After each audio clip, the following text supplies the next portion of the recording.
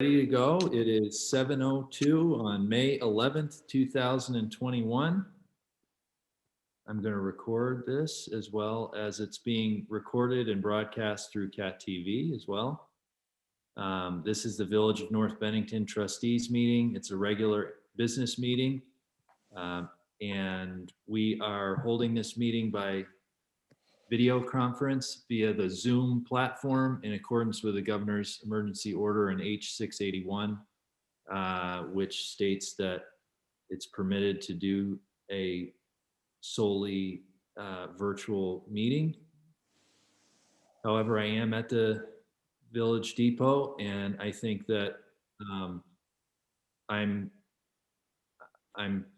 here because if somebody did appear for the meeting and wanted to have an in-person comment, I would be willing to be here at the train station to do that.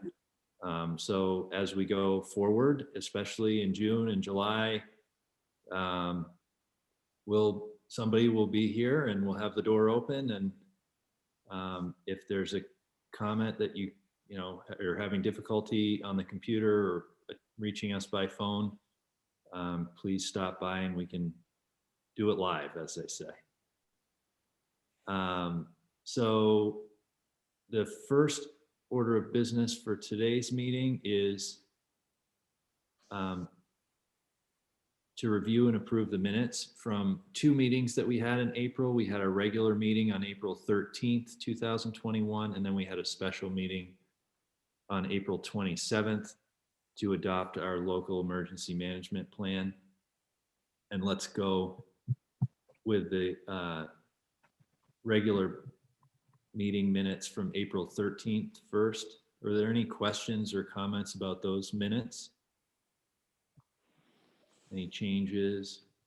If there are none, I'll make a motion to approve. Okay, there's been a motion to approve. And is there any objection to that motion? I'm just going to change my view to gallery so I can see folks. Seeing no objection, though that motion will carry unanimously, and the minutes for April 13th, 2021 are approved. The minutes from April 27th, 2021, any questions or comments or revisions of those minutes? Again, if there are none, I'll make a motion to approve. Okay. Motion's been made by Mr. Boudreau, and any objection? I don't have an objection, but I wasn't at that meeting, so I won't vote. Well, oh wait, 1, 2, 3. Yeah, okay. So I will. Is that okay? Yep, that's fine. We still have 3. I was gonna. I know I worried there, but I realized there were 3. No, Tara's here. So we're and any objection, Tara, to approving that? Okay, so the motion carries by unanimous consent with 1 abstention. And those minutes will be approved. And again, so the only thing that we did at that special meeting was just adopted the local emergency management plan. And we will be working over the next year to update our hazard mitigation plan and have that reapproved next year, which will be good for 5 years. We have to do the local emergency management plan every year, but the hazard mitigation only has to be done every 5. So let's review and approve our warrants and for payroll and expenses. Let's see here. I just need to open those up.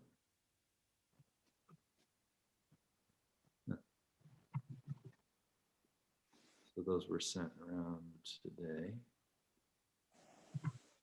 The warrants were this morning. Yeah, I'm not sure. I know I see. There, if you go to Lori's email on the revised agenda, it's in that email. Okay. I'm just gonna open all this.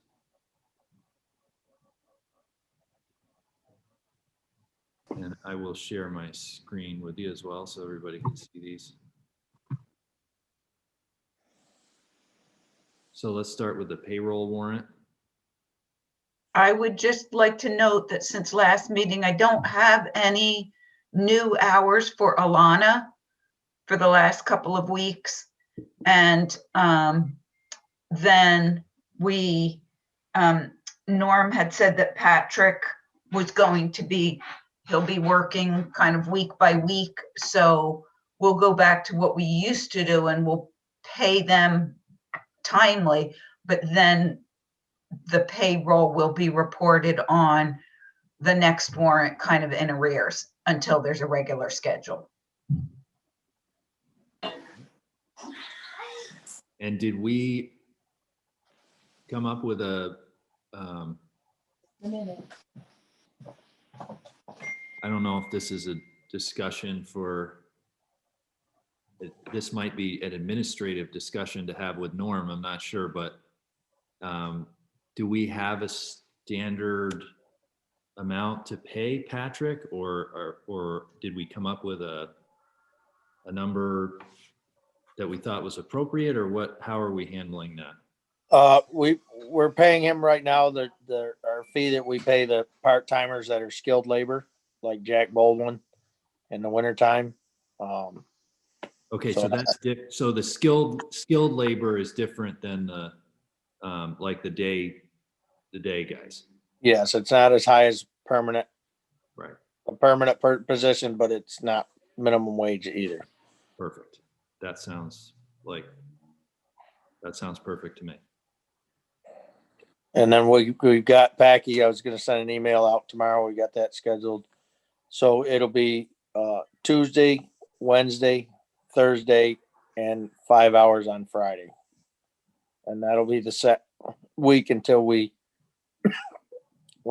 hire a full-time person. Okay.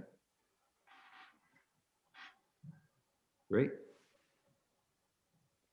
Any questions or comments on the payroll? I would make a motion to approve payroll. And that, just so you can, it's $6,894.14. Motion's been made. Is there any objection to that motion? Seeing none, that motion carries unanimously. And the other ones excel, right, Mary? Yes. So I have to do a different share for that one. You know, I think I'll start sending you the warrant and the detail as PDFs, as two separate PDFs to save you the trouble of having to do this. Well, But then again, if we go back to in person, it's moot. yeah, we'll be. So there's a couple of things to note on this one. The BCRC, that 6,000 is the roads inventory. That should be covered by a grant.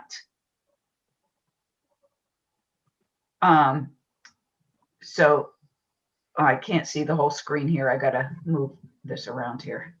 Well, let me go to my copy. The other one to know is there is audit bill, the Love Cody audit bill. That's the 2019 audit. That will come out of the reserve funds. And at present, we have in our audit reserve, we have $27,000. So that will cover that. We also had Voltrek down check 19402, $7,692.30. That is the electric vehicle charging station that was delivered to Norm's a garage, and that also will be covered by a grant. So that's there, but they're going to install it though, right? No, Voltrek does not install it. Oh gosh, Norm, I forgot his name already. Ben Hewitt. Ben Hewlett did a class with ChargePoint, so he is certified to install it. but we're not installing it. Well, we are. Well, Norm is, Ben's the electrician. yes. Oh, I see. Okay.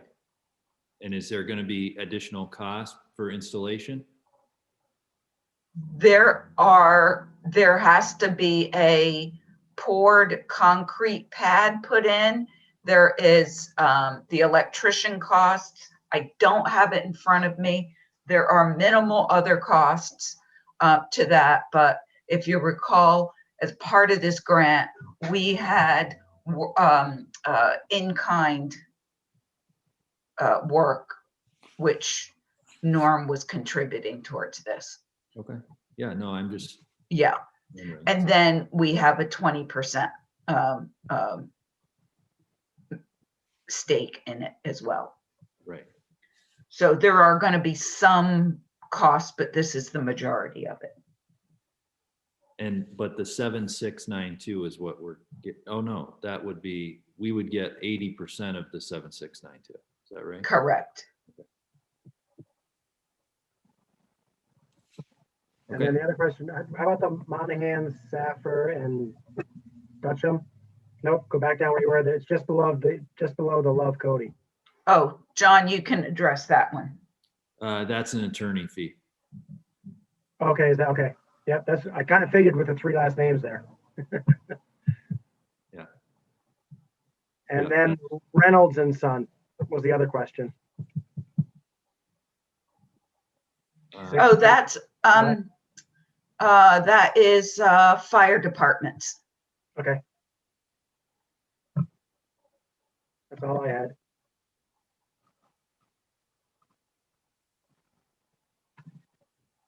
If there are no other questions, I would make a motion to approve the warrant in the amount of $37,484.02. All right, motion's been made. I see Tara accepting that motion. And let me just, Aaron's not on the same screen as me. There we go. Okay. So without any objection, that motion carries unanimously. Thank you. Back, I just have to switch screens to get back to my agenda. Sorry.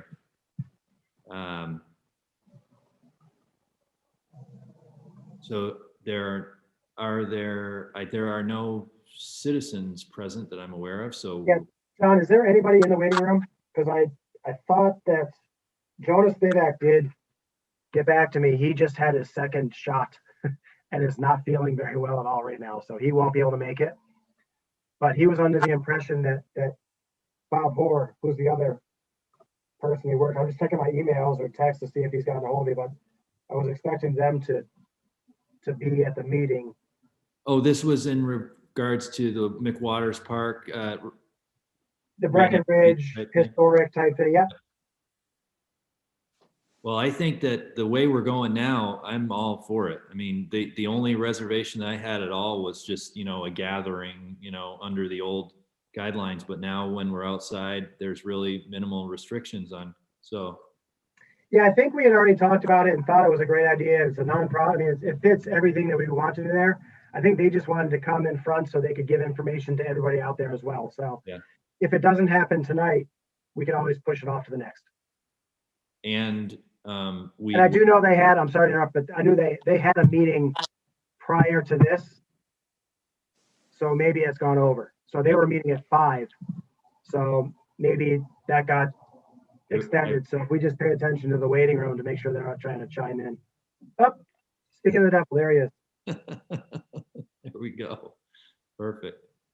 John Matthews almost home as well, and he's going to join. Perfect. So we have an honored guest here this evening, and we actually have just arrived at our citizen comment time. So could you introduce yourself for our clerk and state your business, sir? My name is Bob Hoare, and I'm here with an idea for an event at the Henry Bridge McWaters Park. So a historic event. Yes, and we've, I think we talked about this a little bit at a prior meeting, and the trustees were really excited about that, and the, opening up North Bennington to historic events, but also tourism. And Mhm.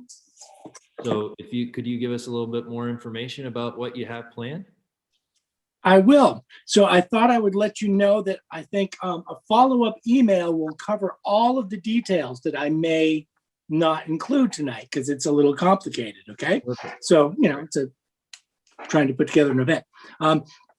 So the land controversy between New York and what would become Vermont really had its, according to Highland Hall, our local historian, the man behind the monument, had its most important event here.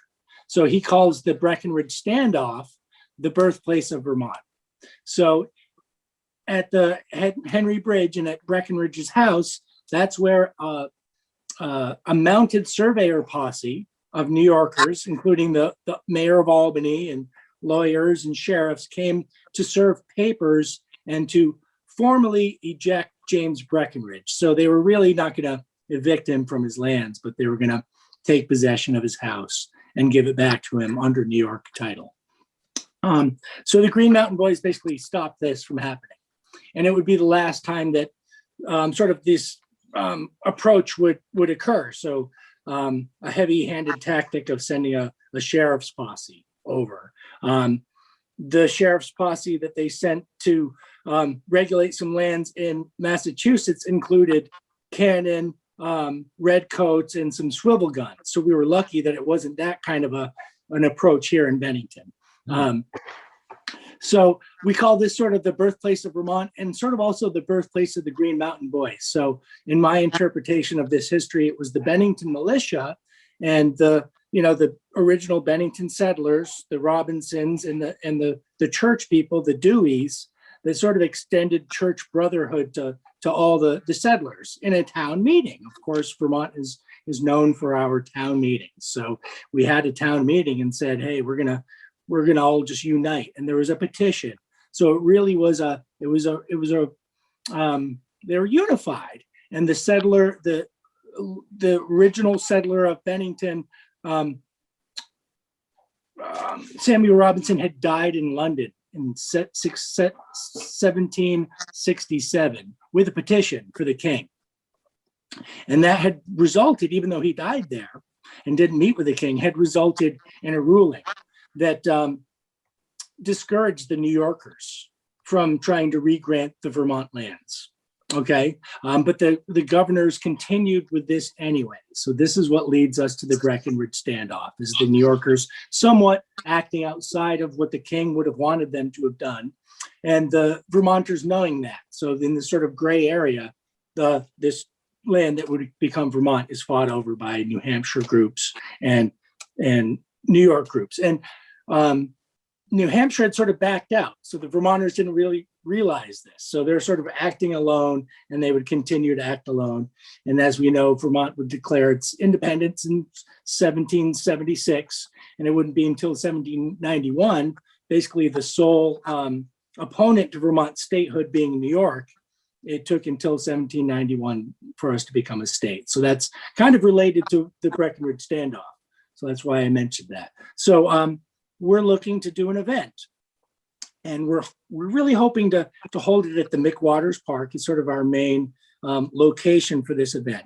And we're looking to have a ceremony. So sort of a sit-down ceremony that would include some certain dignitaries and have a master of ceremonies, a salute to the flag. We're inviting Mary Morrissey to give some remarks. Major General Knight from the Vermont National Guard, we've invited him down. The descendants of the Green Mountain Boys are going to present him with a plaque that they have made. We're going to have a color guard, fife and drum kind of thing. But most importantly, and what most people are interested in, is a reenactment. So we just had a meeting today about a reenactment. So the reenactment might occur at McWaters Park, but it might also occur at the Breckenridge House. So just to explain that a little further, they would have stopped the New York Sheriff's posse at the bridge. the New Yorkers would have been, this is a riot. You guys have to disperse. You know, this is against the law. And they would have been like, no, we're doing this as an official civil act. We have a petition. And then there was an official parley at Breckenridge's house. So the New Yorkers would have given the Green Mountain Boys, the Vermonters, an hour to disperse, and they didn't. You know, it was a civil, unrest or whatever. They're acting out. We're hoping to have quite a few groups show up with and table the event. So different tents and tables like the Bennington Battlefield, the Descendants of the Green Mountain Boys, the Crown Point Road Association. We've talked about a couple of lectures. So those are actually in flux right now, but perhaps a lecture at the Bennington Museum in association with this sort of at a different time. So we'd have sort of a day or maybe a weekend of events, possibly a lecture at the Park McCullough House. So there's some peripheral ideas that haven't been filled in yet. We've also talked about a Nerf war. So something for the kids that would bring in, I know. So this is Jonah Spivak. Sorry that Jonah's not here tonight. He had a reaction to the second vaccine. Okay. So he would like to lead a Nerf war that would really bring in the kids and bring in the parents and just do some sort of reenactment that the kids could handle to begin the day. So that in general is what we're looking to do. So I would hope that you guys would read a follow-up email for further details about that. So what we're kind of asking you for is to start out with is, can we hold it at McWaters Park?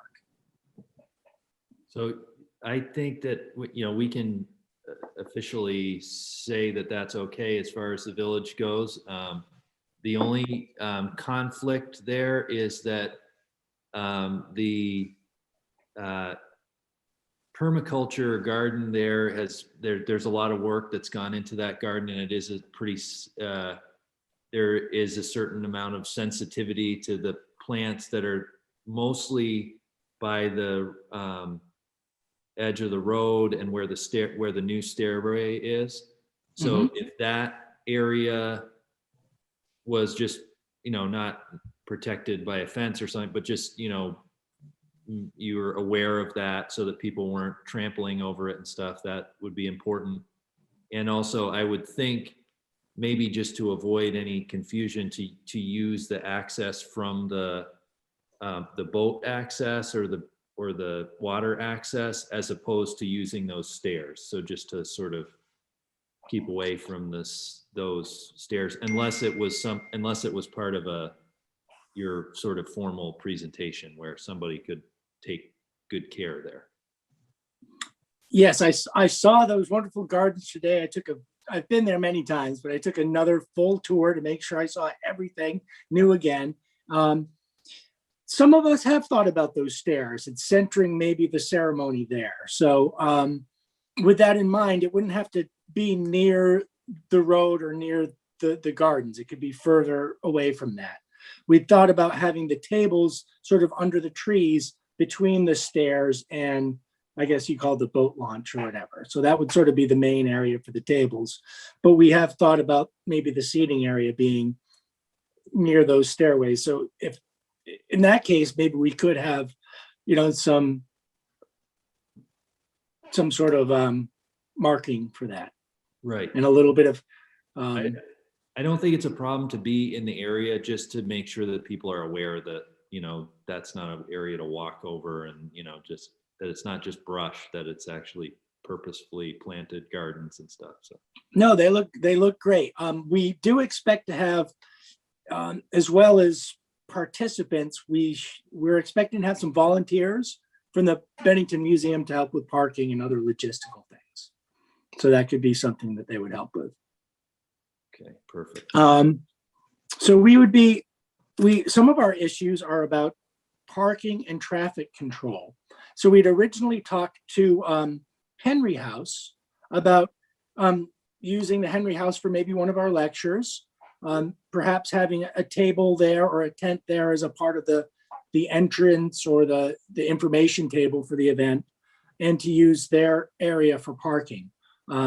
They do have a wedding that Saturday night. So there is some issue about what time the the wedding clears out the next day. But Rebecca has been very positive about that. So it's just a matter of that transition between exactly what time our events might occur and using the Henry House for parking. But I'm not sure if you guys had other thoughts about the parking. We thought about maybe the field just across from the Henry House. I believe it's owned by Muriel Palmer. Seems like maybe an interesting place to park vehicles. And I guess nobody that really mentioned it, but we didn't know if the east end of McWaters Park is a parking area at all. I don't know. Yeah, the only parking for McWaters Park is right when you pull in by the kiosk, by the boat launch. Yep.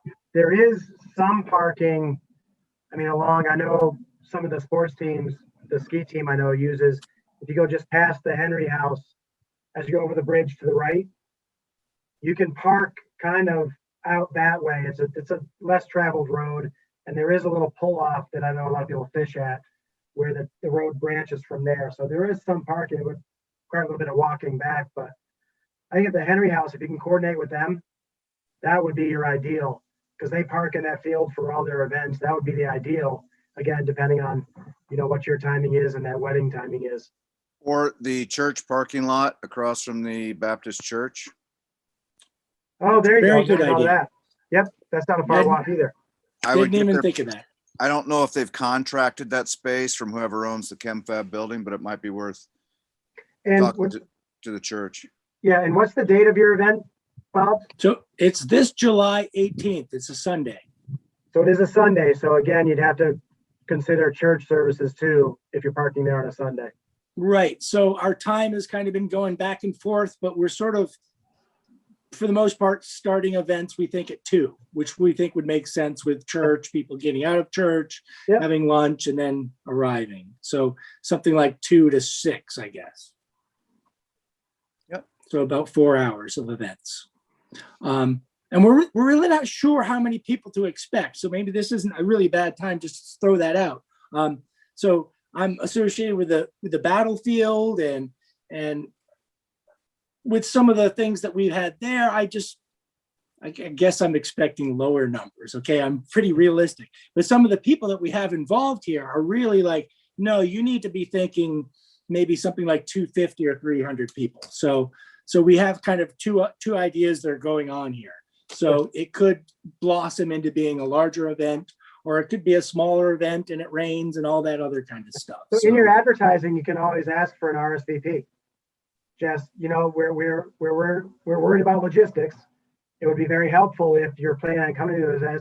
Could you just, send us a number you think are coming, and maybe you can. It wouldn't be an exact number, but it might give you at least a ballpark. If you knew in advance, could you arrange for people to park at the depot and then bus them, get one of the little small buses and provide a shuttle? Sure. That might avoid a lot of confusion on that road. If people are walking and then you have people trying to drive, that could present a dangerous situation to pedestrians. You're very right. So that's sort of the next part is traffic control. So what this sort of stemmed from, I realized I knew so much about this Breckenridge Standoff that I gave some tours last year. And the idea was that I would meet some people at Henry Bridge, and we would walk from Henry Bridge down to the Breckenridge Standoff. I would start with a little lecture. I'd talk to the people along the way. I'd tell them about the Henry House. You go by Seth Warner's house, and then suddenly you're there. And it's just like being at the Bennington battlefield for me, because I can tell people exactly what happened and where it happened, and you can see it just like a battle. But I'm not sure if that exactly is how we're going to handle this event, or if we would have an event at the McWaters Park and then have people on their own meet us at the next place, because the problem would be people walking down that road. Would we close that road? Would we have sort of a walking area that's marked off on the side? I know that there is a little bit of an opportunity to perhaps walk alongside of the road, if we contacted the neighbors, I think there could be essentially a sidewalk that we go along. Are you talking on Murphy Road now or on River Road? Murphy Road. So we would No, I'm sure you, potentially, potentially So- this could be large enough to close that road or have significant sort of traffic control along there. Yeah, you wouldn't necessarily have to have either, Bob. They do it for the Bennington Road Race. They don't close it to traffic. You put up signs letting, anybody driving know that there is an event. Caution them, cones up, just caution them that there are going to be walkers in the road. And other than it's handled very well with that. There are no officers en route. There's an officer that I think sometimes has been the lead car and the trail car type thing, but the traffic on that road is so light that with plenty of signage alerting people to the fact and with communication with people to not take advantage and cover the whole road, I think you could probably get away without traffic control as long as you have plenty of signage. But it might not hurt to have at least one potential sheriff or somebody kind of flagging cars down as they come in and just stopping them quickly, say, hey, there's an event, please slow down as much as possible, go to one side. But I don't think there's a whole lot of, I can't remember really there being too much traffic control for any road race I've been involved in. And that goes all around the park. It goes down to the Silk or the Paper Mill Bridge and back. So I think a lot of it is just a lot of signage saying pedestrians, beware of pedestrians. Well, I agree as well. I think we could handle that event there and the traffic ourselves. It's a lovely place, and I think for an afternoon it could be just like a state historic site for a few hours. Well, But again, it might not hurt having an officer like where you're starting to walk and on the other end, just kind of alerting people to kind of slow down. That would be, those lights are flashing tend to get people's attention. Okay. Well, and the other thing would be that if you do end up having some more people, that having that ability to respond to an emergency that might occur is helpful too. Yeah. Just if somebody has a medical event, then the sheriff's right there and can radio in immediately. I see a hand raised by Mr. Norm. Oh, sorry. Yes, Norm. Remember, that's not our road. Right. We have not, I presume we do not have permission to give them permission to do anything on that side of the bridge. So that's all I'm saying. If we're gonna, if there's any thought about using any of that, then the town of Bennington should be involved in that discussion. Good point, Norm. And so I can give you the contact for those that run the Bennington Road Race, and they'll tell you exactly what they do when they run that event. Because good point, Norm. I wasn't even thinking of that. But I can put you in touch with those who organize that event, and they can tell you exactly what they do to handle that. Okay. That sounds great. I really appreciate that. Sure. Thanks, Norm. Good point. So I guess in terms of, I guess some other things to mention would be our event could potentially include like living history groups that might be doing some cooking, having, open fire demonstrations, as well as potentially vendors. I hope that would be okay. I don't know if we need to do anything special, if there was a distillery or a brewery coming in to do that. And I guess the last thing in that group of ideas was there weren't any, it was an armed confrontation, but there weren't any shots fired. But we'll be inviting a lot of reenactors to come. So it might be an idea that the reenactors might do a musket demonstration, because they're there as a part of a living history thing. So those are sort of the event, the things that are going to happen to let you guys know about. Yeah. For the musket thing, that would be a matter you guys should notify, obviously, the surrounding neighbors to let them know. that that was happening. And in terms of vendors, if it's, they would have to show, and again, I'm kind of speaking just off the cuff.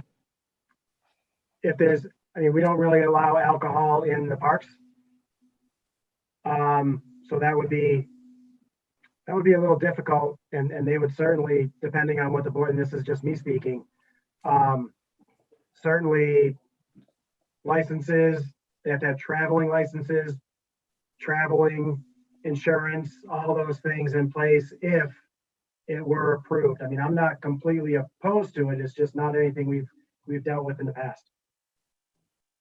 So let me speak to that's one point, Mark, but the other is that we don't allow vending on town property. The reason, so those kinds of things are great if you're wanting to create a festival and that whole thing. But I think that would be a no starter. We've really been pretty clear about that profit can't be made. Some nonprofits in and of themselves can maybe do something like that on town property. What I'm starting to hear about is a really exciting festival event that could really be quite large. And, it's not too far away to be thinking about Park McCullough property for something like that, which is it's a private, so that's a whole different set of rules that apply to them. The same reason that my other organization owns the land that the Garlic Festival has their thing, and the art show. And there's no restriction really in that case for those kinds of those ideas. So if you start getting into getting people interested in any commercial element to it, albeit times appropriate and all that, I'm not sure this is the spot. So that could also be maybe phase 2, Bob. I don't know if this is something you're planning on doing. I know this is an anniversary year. Is this something you're looking to do in the future as well?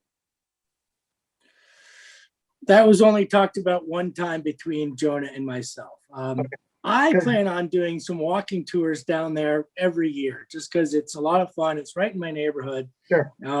So like, as I work at the Bennington battlefield, so it'll just be another tour that I do. Jonah and I did think that maybe this could be an annual thing, or at least it could be something that we might do in association with the 250th of the Battle of Bennington in 2027 again. Yeah. So I would say this wouldn't be the last time, but I wouldn't say necessarily annually.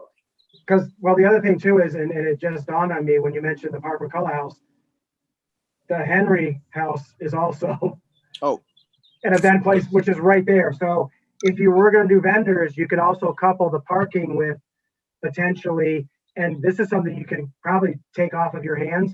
If you tell vendors, if you want to come, that's great. You work out an arrangement with the Henry house, and then they're happy, they're making money. The vendors have a place to do their product. So maybe that's something you guys can offer as you can do this, work it out with the Henry house, and you would be housed at the Henry house because that's right on location. Keeping in mind that that's prime real wedding times for places like the Henry house and the Park McCullough house for that matter. Yeah. Well, Bob was mentioning there is a wedding that weekend, but on a Sunday, they'll be gone potentially by the time they start. So it might work out. Yeah. So that could very well work out. So we've been in touch with Rebecca, and she's ready to transition on Sunday from the wedding to our event. So we're just figuring this out all together. So thank you very much for helping us. Yeah, Mary? Just so you know, the Park McCullough, at least the carriage barn is in use on that Sunday, the 18th. Okay, thank you. Yeah, sounds like the Henry house might be For a our possibility. trustees, that's Bill Scully's memorial. Oh, Thank you. Oh, and you probably know Bill too. yeah. So I think, my opinion as far as, going along with what Matthew said was that I would be thinking about keeping our rules fairly strict as far as the public use as well. And just because it needs to be clear that, what happens on one applies to all and applies to all users of it. But, the historic nature of it is completely harmonious with the park and the nonprofit use and the public use of the land. So the event itself is perfect for that property. It's just when you get to the the vendors and the booths and stuff, like a booth with information and activity or something like that, that's different from a booth that's selling doodads or whatever, but So I guess what we really had was we had some interest from the Bennington distillery. So we thought maybe if that was a thing, we would perhaps couple that with a brewery if we thought that was a good idea. And it's just that the descendants of the Green Mountain Boys have some Green Mountain Boys flags and some t-shirts to sell. So it's not that we're, on the side as well as their information. So that's what I meant really by vendors. So we couldn't do the alcohol, but the reason I was a little bit vague on the vending is because, like, for instance, if that Green Mountain Boys organization is a nonprofit and they're selling t-shirts to benefit a nonprofit, that's different from a commercial organization or a distillery selling drinks. And the alcohol thing is just a no. I agree with Matthew, that's a non-starter. We can't do that there. That doesn't mean that people couldn't drink alcohol at the Henry House and walk over. That's different, but we couldn't have that sold on our public land. Okay. I think the last things that I had on my list to discuss were just sort of the porta-potties. So we'd already talked with Rebecca from the Henry House, and Jonah's gotten some quotes on that. Can we put porta-potties at the McWaters Park as well as at the Henry House by the parking? I don't think that would be, although Norm, has there ever been porta-potties there before? Do you know? Not at the park, but we used to let, because I was part of it, we used to use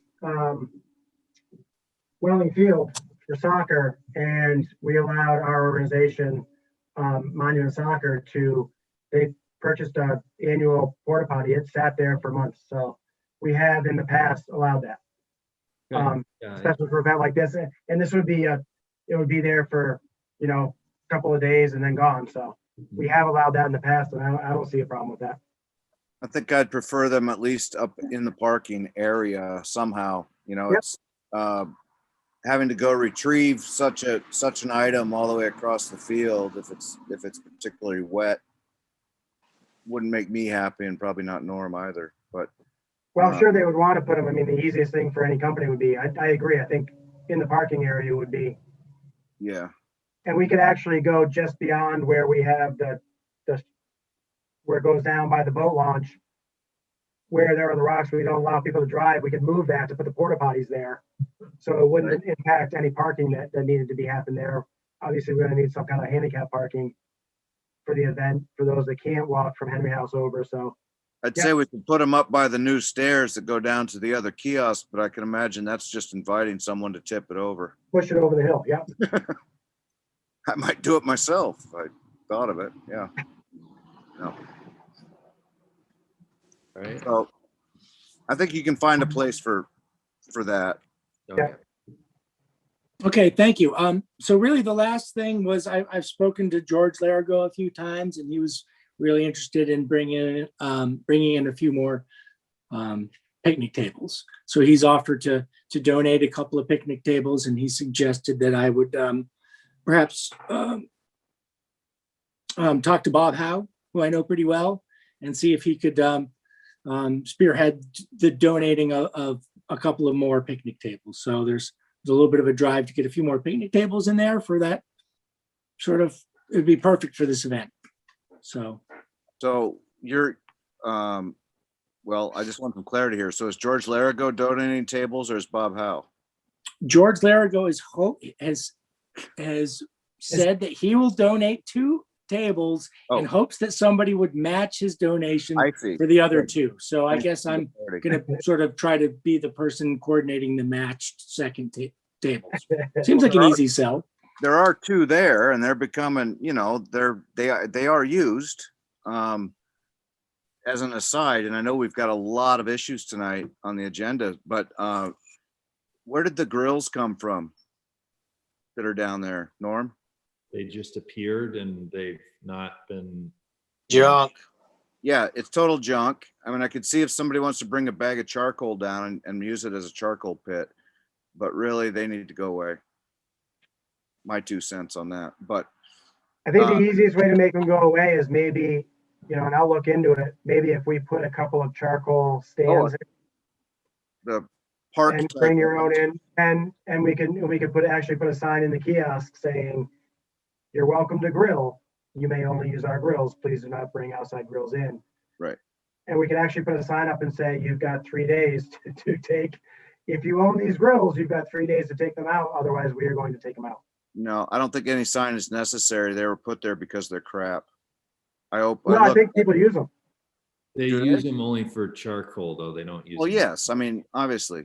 Yeah, but I think people put them there to use them. But I think for the amount of expense, and I agree, we don't have to put up a sign. That was just an idea. But- No, I think I can look into what it would cost to put. We've talked about that, Mark, and I think that's a fantastic idea. Now, would that come out of Parks budget? It absolutely would. Yeah. Because it really is a park thing. And it would be a great addition to that park. Norm, stop smiling. I think it Well, but back to the picnic table issue, I think that, so, I mean, adding, if the question is, would the trustees approve adding 4 more picnic tables to the area, then I think we would say yes. If the Well- question is, should we pay for more picnic tables, I think we should discuss whether those are going to be there and stay there and how much they're going to impact. Because remember, everything you put in there, Norm and the crew has to work around. So Norm, is there room down there for 4 more picnic tables that wouldn't really impact how you guys go about maintaining the park? Because it should be a consideration. I don't want to just say, yeah, we're going to throw them down there. Well, those picnic tables are pretty rugged and they're heavy. They're a pain to move. And you get them all around them. I'm not saying that a spot couldn't be created, boxed out and put some stone underneath them and then you just could leave them there. Could there be 4 more? Yes. I see a few people sitting there. I don't know if there's a need for 4 more. Could they be used somewhere else? Sorry. What's that? Could they go somewhere else? And then if you do it again, you could bring them back? After the event, you mean? Like after the Yeah, event?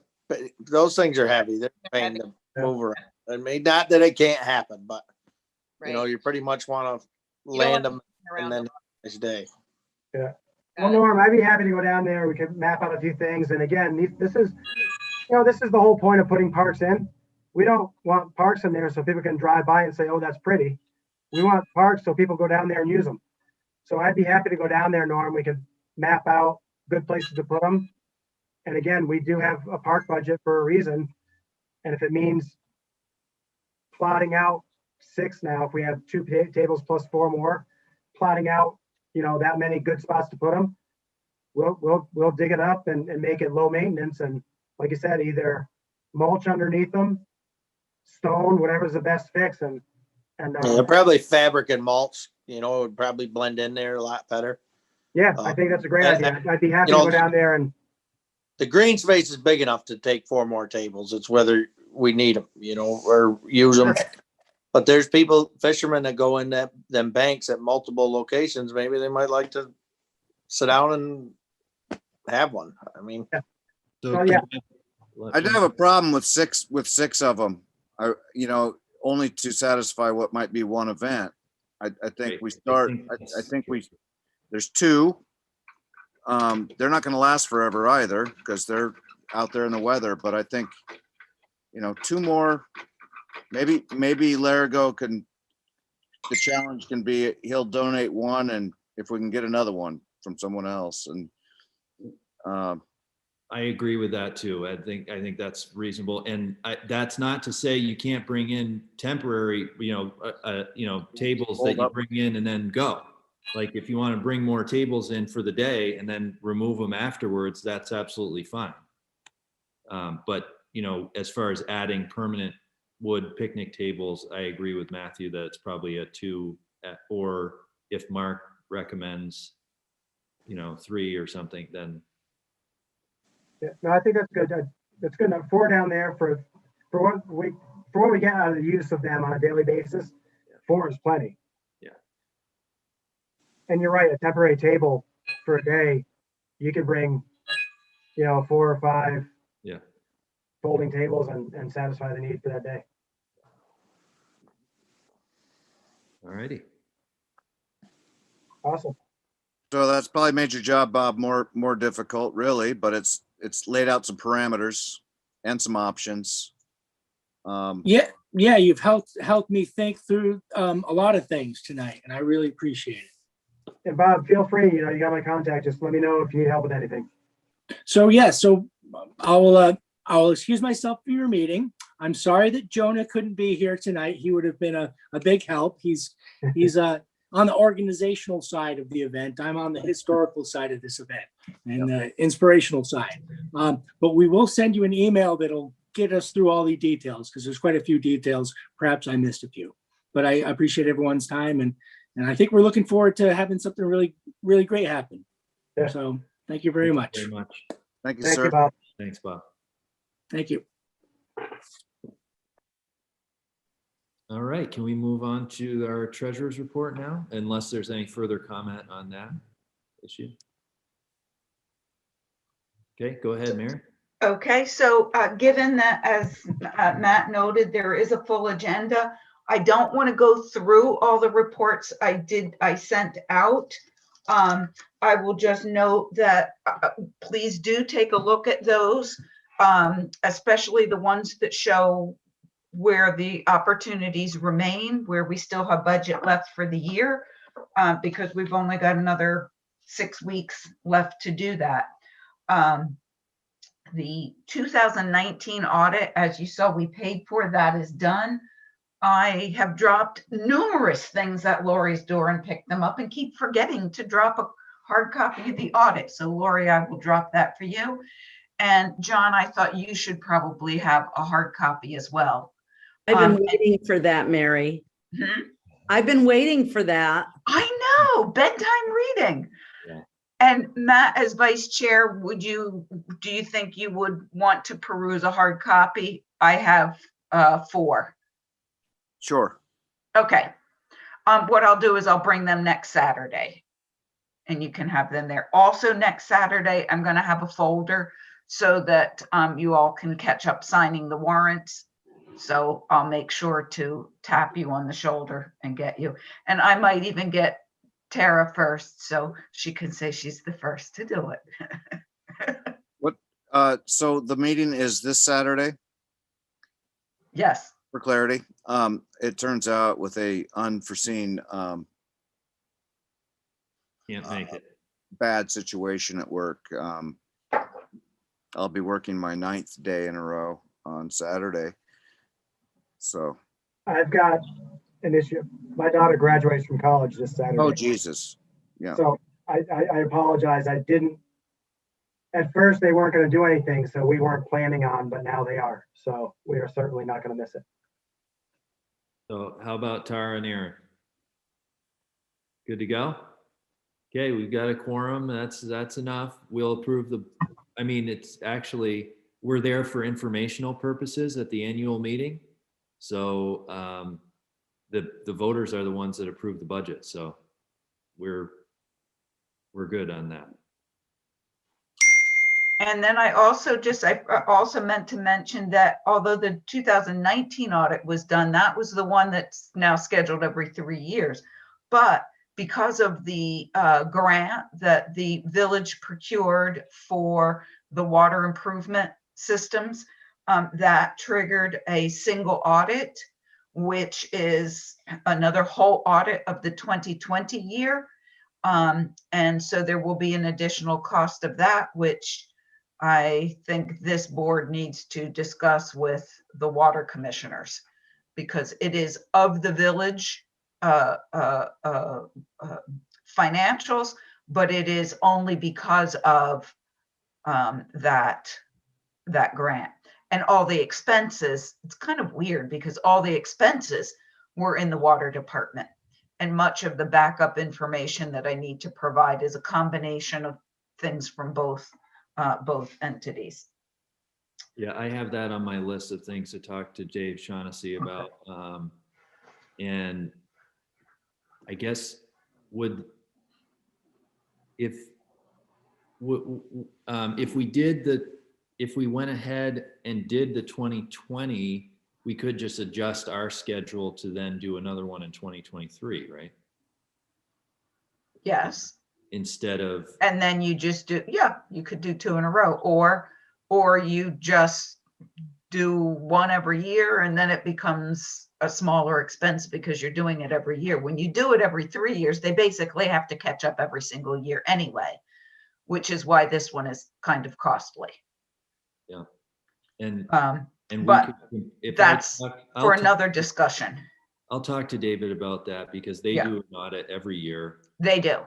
So I'll talk to him about costs too and see like what, maybe we Yeah. could compare doing every year to every 3 years. Right, but in addition to that, because this was triggered by the project that they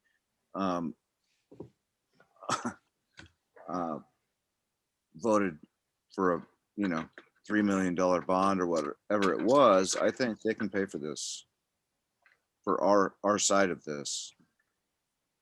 Well, I don't even have a bill for it, so it's kind of getting a little ahead of it for that. But I just wanted to simply mention there is another audit ongoing that should be done by the end of this month. Okay. Also then in June, we do a lot of, we fund all of the reserve funds. We do other once a year kind of payments. So when you're looking at the budget versus actual and where we are with the year-to-date expenses, just kind of, I put some notes on both of the reports there so you can see what is upcoming. But if you think of other expenses that maybe we ought to be thinking about adding in there, let's just make sure that we have within the budget to do it. And there is certainly plenty of room in some line items or within some categories to shift from one thing to another. But that ought to be upcoming. And that was basically all the significant things I wanted to mention. Okay. Any questions on any of the reports that Mary produced for us? Okay. Thank you, Mary. You're Thank you very welcome. much. Always the best. Yep. How about a report from Highway? Well, I mean, obviously, not a lot going on right now. End of the year, wrapping things up. We've done our street sweeping. We'll continue to do that. Mowing the lawn, the fountain's up. Everything's just moving along as we have. We've met a couple times with the engineer on the Park Street wall. The state's drawn up a plan. We have also met with the state on the Overley Road project and applied for a grant. That's looking positive. That's the best we can say about that. Norm, is that by the tracks? Yes. Yeah. Just on our side of the just on our side. Yep. Then we'll go back, you want to talk about your annual meeting, like the tent? Yeah, sure. Yep. Well, I mean, you can't put it on a blacktop. Okay. I didn't know whether it could or you can't, but that's not gonna happen, I guess, besides moving all the way to the top of Puddin Hill, then we'd have to put it right by where you walk in Right. and set it right there, but if that's what you want, but it's up at the school, so I gotta go take it down Right. and move it over, and that's gotta be done Thursday. Have we notified, has there been first notice of the meeting at the park? Meaning, what do you mean? That's been published. Yes. There's still time to make a change to that. I mean, why not the school? Why not where the tent actually sits? Or Lake Perrin, where you could not need a tent. Yeah, well, I see, and we also, Aaron's found out that we have a conflict with a baseball game there that day as well. So there's going to be people, and the game is right at 10 o'clock, of course. Yeah, Um, it's usually so busy there. I mean, that's gonna take up all the parking spaces and there's kids all over and Yeah. I don't There's no think way they- you can have a meeting that day at that time with those other things going on. Yeah, I think that's true. And there'll be nobody that comes to it, but you still can't have that meeting. And I mean, I hope that some people come to it, but can we? Oh, Can we So, do it at the school? Matt, so there's some legalities regarding the change of the venue right now. I mean, the meeting was posted and continued to May 15th at 10 a.m. And now we're talking a couple of days ahead of time. And I'm going to just defer to John because you probably could get the information faster than I can about, I mean, it would have to be rewarned. There's a number of days that you have, if you're going to change the venue, then it has to be rewarned. And I don't think you have enough time to do that. So I'm not really sure what your options are, except for continuing the meeting. Not, Could you move across the street to the fire pit side? Hmm. Is Well, that we- close enough to say it's at the park? I mean, the tent could go easier over there. Yeah, There's parking over by Jason Morrissey's house at the train station. And again, Take his spot. you probably anticipate that this is not going to be a 200 people event. no. In my opinion, that wouldn't even be changing the event. It's just, The location of the. that would be that those Okay. are two adjacent Right. public properties that wouldn't cause an inconvenience for anybody or even, I think that's a great idea, actually. I don't think that would cause many problems at all. Because if you're gonna go to the park, you're gonna see that we're there, as long as we have people directing, we'll have signage that says, this is the meeting right here. Norm, how much room do you have? What with the fire pit there and the trees? Can you fit that tent in there? Yeah, there's plenty of room there. Or you could put it right over the fire pit for that matter. Right? There'd still be room around it. No, we're not going to do that. We're not gonna start a fire or anything. And remember, the tent is only, I mean, There's plenty of room. if we put the tent up, there's gonna be more room. Like John said, I think there's like a 30% chance of rain. I mean, we can cross our fingers. It's likely not gonna rain, so they could even sit outside the tent. There's plenty of room there to house the amount of people we expect for the meeting, as long as the tent will fit, yeah. Yeah, I would put it on the Morrissey side of that park. That way it kept it a little bit away from the baseball and then it's closer to the parking. That would, that's closer to the parking for the train station or, whoever else. Move it off the grass. If you got a handicapped person, they can just park on that side of the road. Do you know, was the tent going to be coming down from the school anyways, or no? No, you got a bunch of dates they want to use it. So it's just was gonna stay up. So Okay, so we would be stealing it. So it is, Inconvenience. I mean, Has that been offered to them, to the school for, free in these times? I believe so, yeah.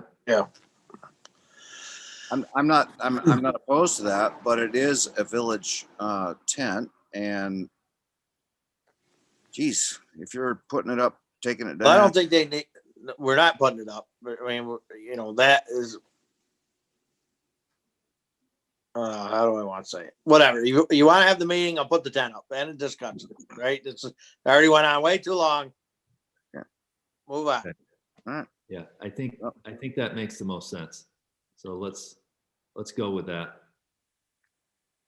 I So if appreciate- Lori could inform the school tomorrow that Thursday after lunch, I'll be taking the tent down and we can put it back up the following Monday. Do you want me to write an email to Tim, Lori, or is that a message? No, I have to tell you the reason why I asked for the tent at the school is because Tim did order one and it's not in yet. And I had to do kindergarten screening and no one's allowed inside the building. So I've been freezing for the last couple Wednesdays outside under a tent trying to screen kindergartners to see what we have coming. So I do know that Tim has ordered a tent. I do know it's not here yet. And I do know that we're very appreciative to Norm for setting that up for us. I do know you can't take it down till after 3 tomorrow because I have a bunch of kindergartners coming for screening. John's coming too. Yeah. But Matt, you're gone. But I was just gonna say, yeah, you've got a point, Well, it's a lot. So I'm glad the school ordered their own. did you say, you said Thursday, didn't you, Norm, or did you say I tomorrow? did Okay. Thursday. So is that fine, Lori, or? Yeah, it's fine. It's fine. Okay, Yeah. Tomorrow's my last day. great, good. Hopefully, Good. hopefully everybody shows up. Great. So there are a few items on the new business that do involve highways. So I'll try to sort of skip around to those and maybe circle back to some that don't if we want to let Norm go. But I would like to apply for the bike ped grant. I mean, I don't know, given if we're going to be receiving other grants, we might not have, a higher priority, but they may not, these different agencies may be totally separate and might not know anything about whether we're getting other grants. So, but I would like to apply for that grant because I've done it before and it's a fairly straightforward grant. Alana said she'd help me out with it. And what I'd like to do is use it for the Bank Street sidewalk. I don't know if people have other suggestions or concerns about that or think that's a good idea or what. No, that is by far probably one of the more heavily traveled sidewalks that is in need of repair Yeah. that I could think of. I mean, it's atrocious. And there's one small little square that I'd like to include too, that I don't even know if it's worth it, or maybe we just talk to them privately when they're coming in and doing it, but right in front of the post office too, right over here. Because we missed that one. We did the Upper Main and we did the Main Street in front of Kevin's on both sides, but then there was just that one little block that's right in front of the post office, and the postmaster was talking to me about how when the water comes down off the hill, it does pool there, and so it's. Well, I think that's because I think the post office did a lot of work there when they redid the front of that building. Yeah. Put those trees in. So I think that was a post office project, if I'm not mistaken. I can't remember. I think. No, Matthew? I think So from we the sidewalk back, but not the sidewalk itself. So. put those trees in and they died, and there was going to be a reworking of that. Norm can probably fill in on that, but that was why we stopped that project at that point, because we didn't know what was going to happen. Okay, that's what it was. And per usual, back when the previous postmaster was there, she was saying, there's issues here. And we're like, yeah, we're going to take care of that real soon. And then the other trees died. And then we thought, well, we'll maybe widen the opening and just plant one tree there. And, just another thing that hasn't happened. So, and I missed the part, John, where you were speaking to how we might deal with that. It was just that I'm planning to apply for the bike ped grant, the bicycle and pedestrian grant, for Bank Street, and I would just sort of add on that little section to that grant, just because it's probably, you know, a small add-on. Okay. But I'd actually like to, I would prefer to keep this project. They have two different grant opportunities. One is for the large federal funds and one is for state funds. So it's both federal money, but one is directly from the federal government and the other one is using federal money, but it's administered through the state. And that's, I think it's like 60,000 and less or something like that. And I'd love to try to keep the scale of this project in the small scale, because when we did the Upper Main, it was crazy how the cost blew up and it was just total waste. And, you know, if we did two small projects, I'm sure we could get double what we got for the large project. So I guess this goes to Norm. Any idea in your mind or in the budget where you could think about approaching that post office situation on our own in-house? Yeah, I mean, if we were gonna do that, and the board said, you know, now that we got a part-time helper, the board said, go ahead and fix that sidewalk. We would do it when we pour the pad for Mary over there, because you gotta buy such a minimum yard of concrete. So it would actually be good to put those two little things together. We frame it up, call, you know, our contractor and have them just pour the sidewalk and be done with it. And all of the budget is remaining for sidewalks, 10,000.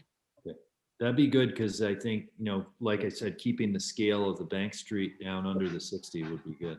I think that's good. So I think that is, well, I propose that be the directive of the board to this summer, and if not summer, even this early summer, fix the post office situation. What's the Mary pad thing you were talking about?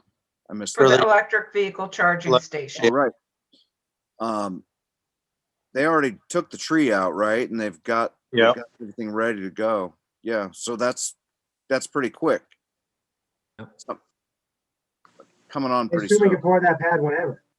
Right. Yes.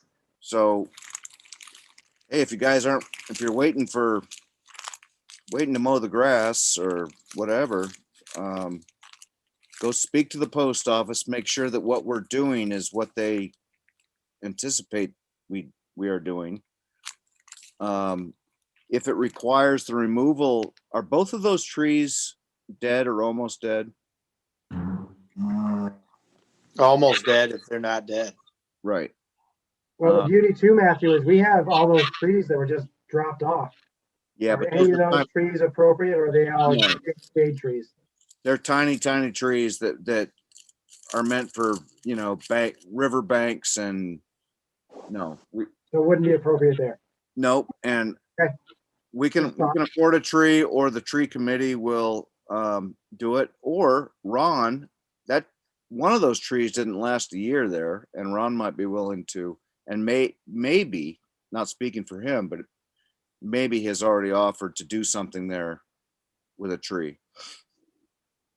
But I think he and the tree committee decided that maybe it's better that there be one tree there, and a bigger place for it to live. Yeah. That's the issue there, is the sidewalk between the road and the whatever tree is going to be there. Take a look at that.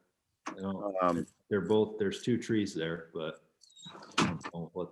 And I would like two trees there, but they've not done well. And that's because there's pavement, you know, 80 feet in all directions from a 4x4 hole that they live in. One might do better, you know, I don't know. And Well- certainly we should consult Ron on that. And actually I'll send something to the tree committee to quickly come around on that one. Because we need that. We need to know that information. Can they put one there?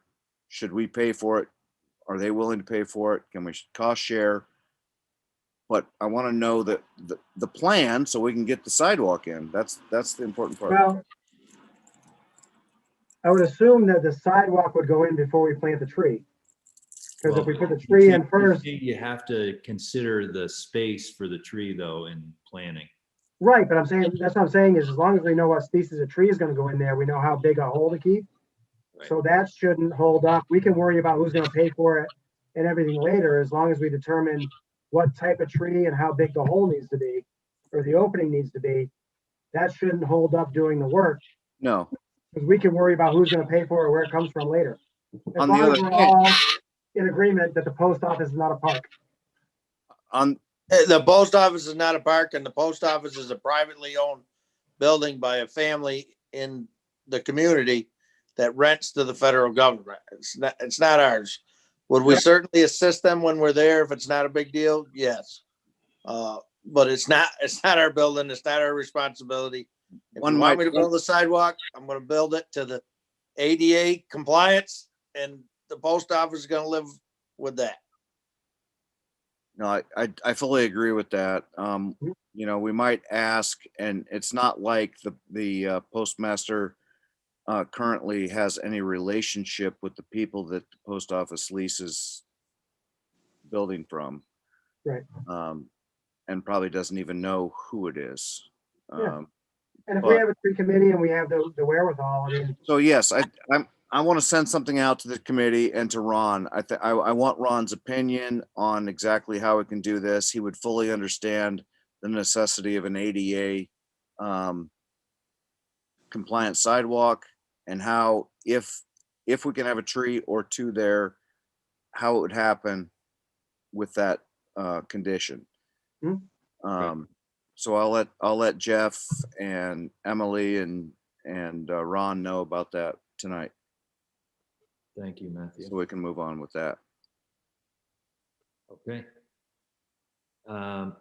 And so just to finish that conversation, so I will go ahead with an application on the bike ped for Bank Street. We know Without that. that is a 20% match, so I'll of course we would have to accept the grant though at some point. So if we got it and we felt like it was too much, we could always decline it. So, but I'll go ahead and apply for it though. A couple other items under new business that I had were a Mechanicville rail support. So I got an email from Stu Hurd that said that Mechanicville wanted to meet with us about passenger Amtrak rail in North Bennington, which I'm sure that George Largo will be very excited about. But apparently they are considering using the stimulus money of some sort or another to look at that idea. And so it would, the line, I did look at the line and it does come up from there and then follows the I don't know if it's the Battenkill or whatever, the river that goes through Stillwater and Schuylerville and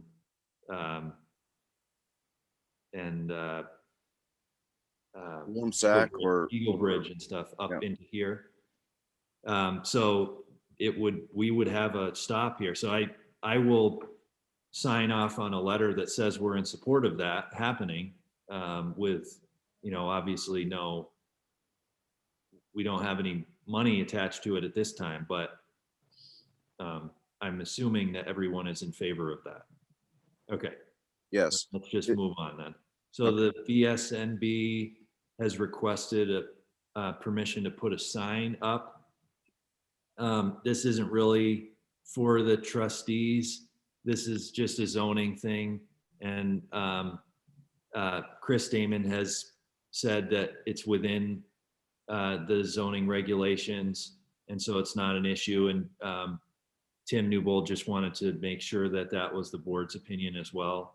That I did look at the site with him and he described the sign to me. It's going to be, he said, around 6 feet or so. And it will be set back pretty close to the entrance, Yep. but so that it could be visible from both sides, the School Street and Church Street sides. Seems like everything is in order in terms of Yep. it's not a billboard. It's not gonna be out of compliance with all the state and local zoning stuff. So I don't see any problems there. Yep. Okay. The metering opportunities things, we can just move on from that. Woodstock had contacted us about whether we had a net metering or agreement or contract, which we do not. Something to think about maybe in the future is a community net metering project. So like, I assume what they're talking about is that the village would purchase, I don't know, solar panels, and then community members would buy into the project somehow and Yep. receive the net metering. But that's something that somebody else could take on and propose to the board, I think. Another option, John, is that the village could also contract with a group that already has solar panels up. Oh, okay. And you do get a slight discount on your electric rate. Right. And I'll actually send a short email to out as to what bit I do know about it. And I So as think not that- to take up any time here. And they were saying that if your board or if your community through the town meeting directs you to try to obtain your energy through renewable resources, then that's why you would want to favor contracting through this way, as opposed to just, buying it directly from GMP. So, Right. okay. It's very easy to do, and you don't even have to do all of it. You can just, do whatever is available. And I can think of a few options, so I'll send that out. The village school is in the process of, well, the board, the Prudential Committee is in the process of redoing the roof on the school this summer, and we're in contact with people to possibly put solar on that building after the roof, in conjunction with the roof being completed, and that might be one of those opportunities. This has come around before where the school could have bought power from Galen or from, any of these other projects. But I think we have to wait for that to all sugar out to see how that works. But the village should be doing that, Mhm. even if it's just the village, the village works utility bills Right. being associated with that. We had some really great plans in the past of tying into the hydropower that Bill and Maria were going to do, and sadly that won't happen. But I think we can make this happen one way or the other. You can buy into solar projects that are happening somewhere else. And whether we have our own panels, of which we buy a part of or not, I think it's time for us to step up and do that.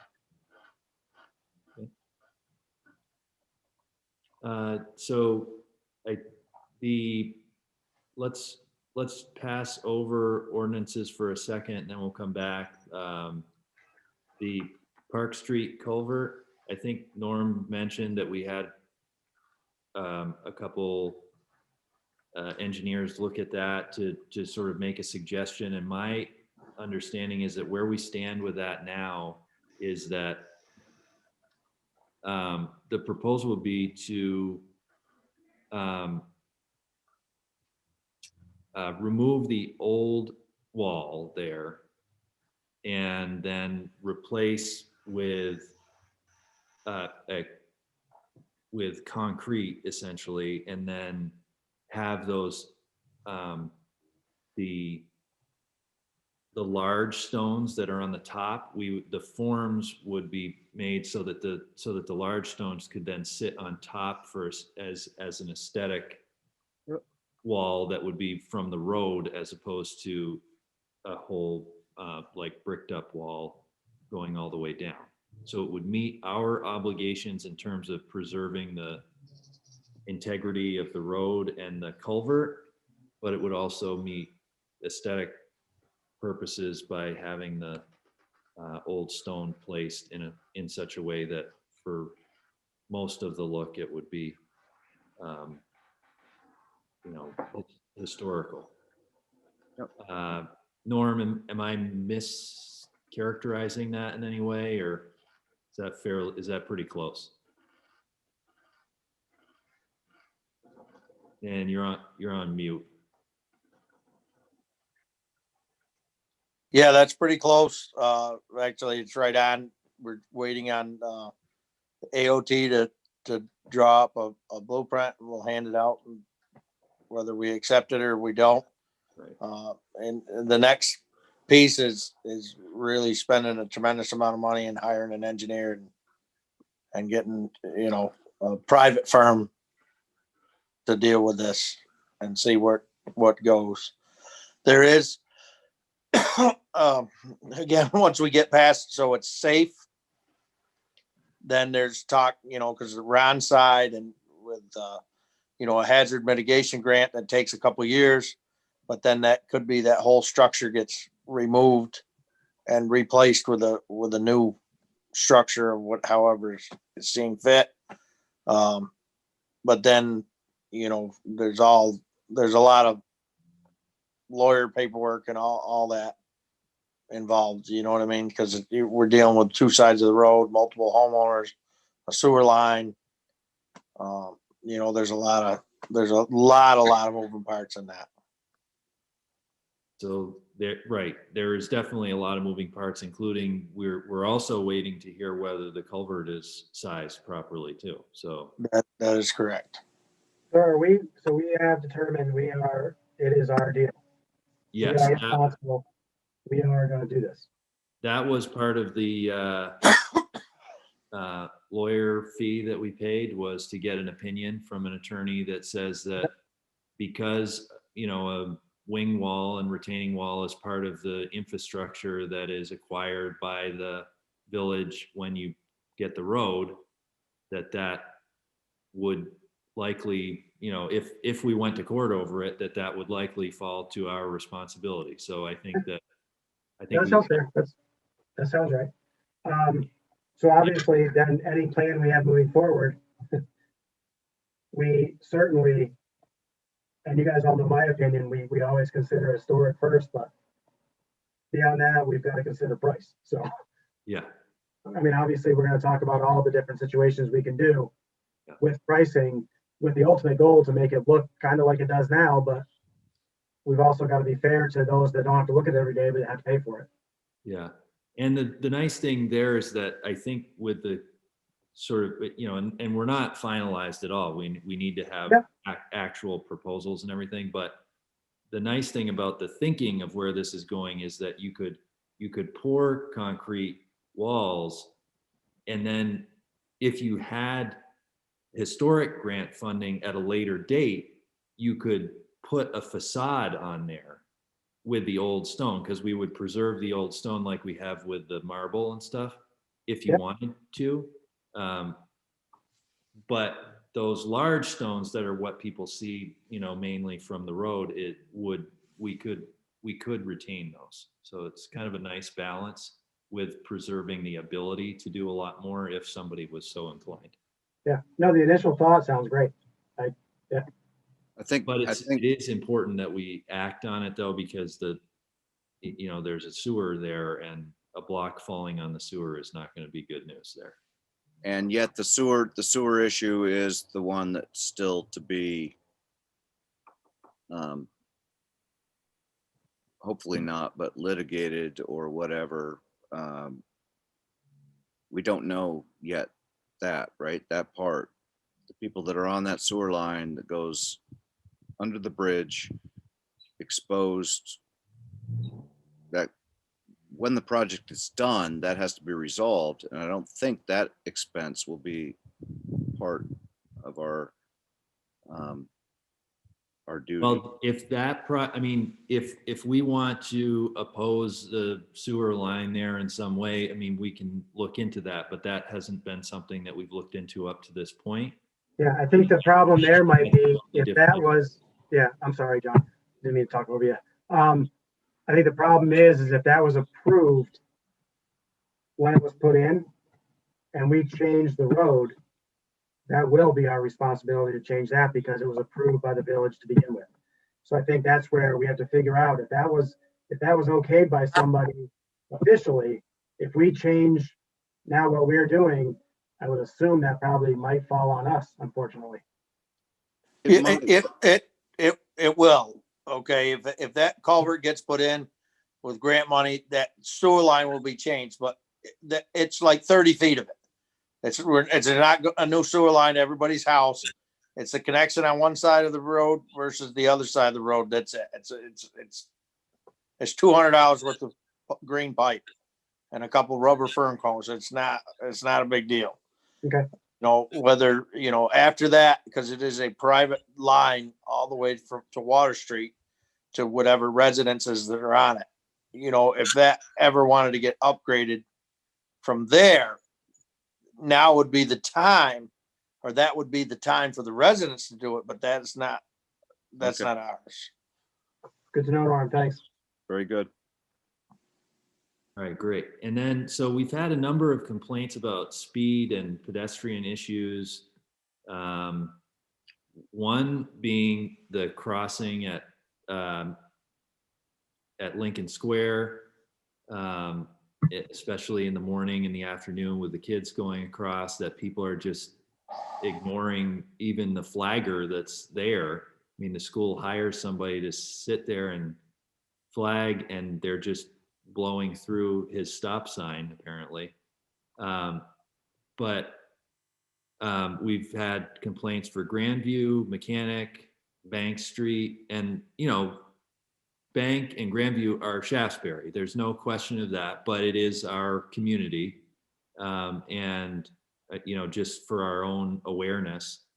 But I think that, just to address it in a public forum, is that what we've said in the past is that you can try to lower speed limits. It doesn't really do anything for people that are disobeying the law. So, and I think going through this guy's stop sign is a perfect example of that, is that that's just insane. No matter how you slice it, it doesn't, you couldn't say that you didn't see it.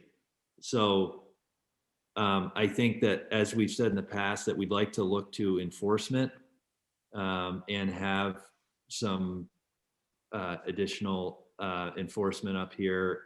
And I guess I'll try to talk to Chief Doucette or somebody at BPD about timing that, or when that would like to be.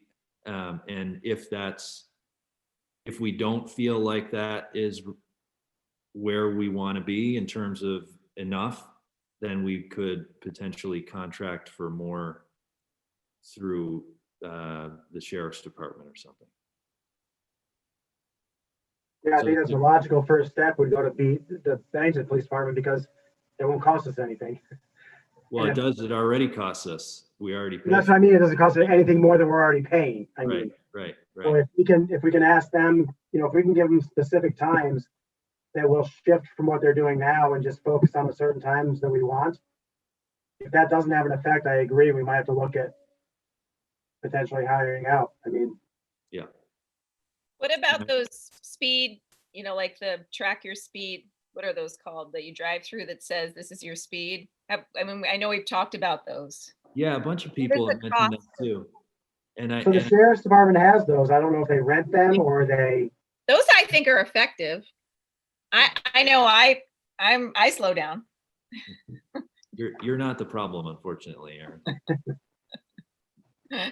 Your husband is. No, I'm just kidding. So I Uh, think it's worth a conversation in the sheriff's department to ask how much they charge for that. Okay, I'll just, let me just. Oh. no.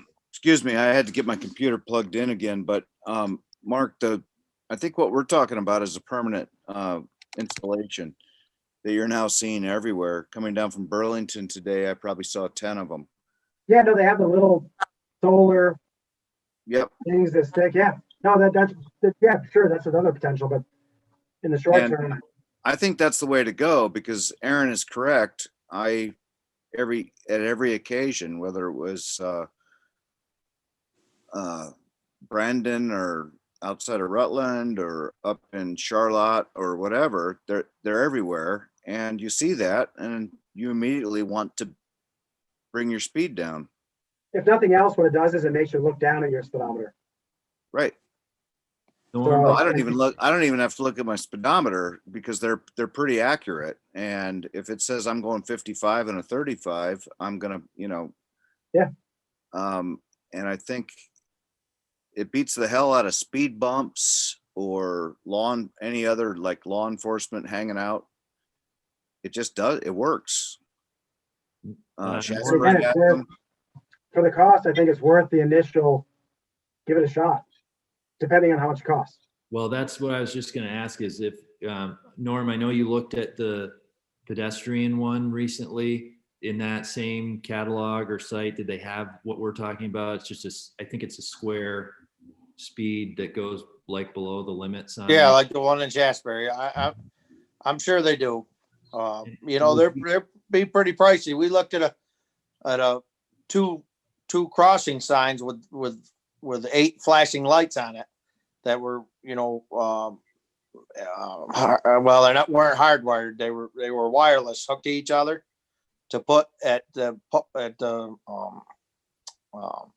library on that main intersection, because it's kind of a corner, it's kind of a bad intersection, but they were $5,000.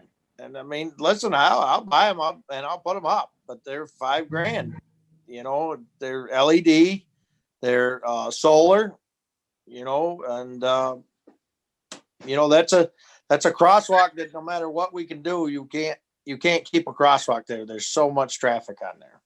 Well, I'll just make one comment on that because we did have a scoping study done for basically a lot of the downtown main streets when we did the planning for the upper main sidewalk and stuff. And there actually is a proposal in that scoping study to move the crosswalk from the from where it is up to the top of like where it would go across from Powers Market across instead of down by the library, because it brings it up away from the corner and there's more visibility. That would require reworking the park and sort of making the park a little bit bigger at the top. But anyway, that's a whole different thing. But I was wondering if you do look at a couple of the speed signs, if you could maybe just shoot Jim Henderson or somebody an email to see if if we can get grants for those, because that seems like a safety thing that might have grant funding. Yeah. Well, I'll tying it in. You might be able to tie it in with the bike and ped grant. And Norm, I wonder if Oh, that yeah. would be under one of the VLCT, the passive grants too.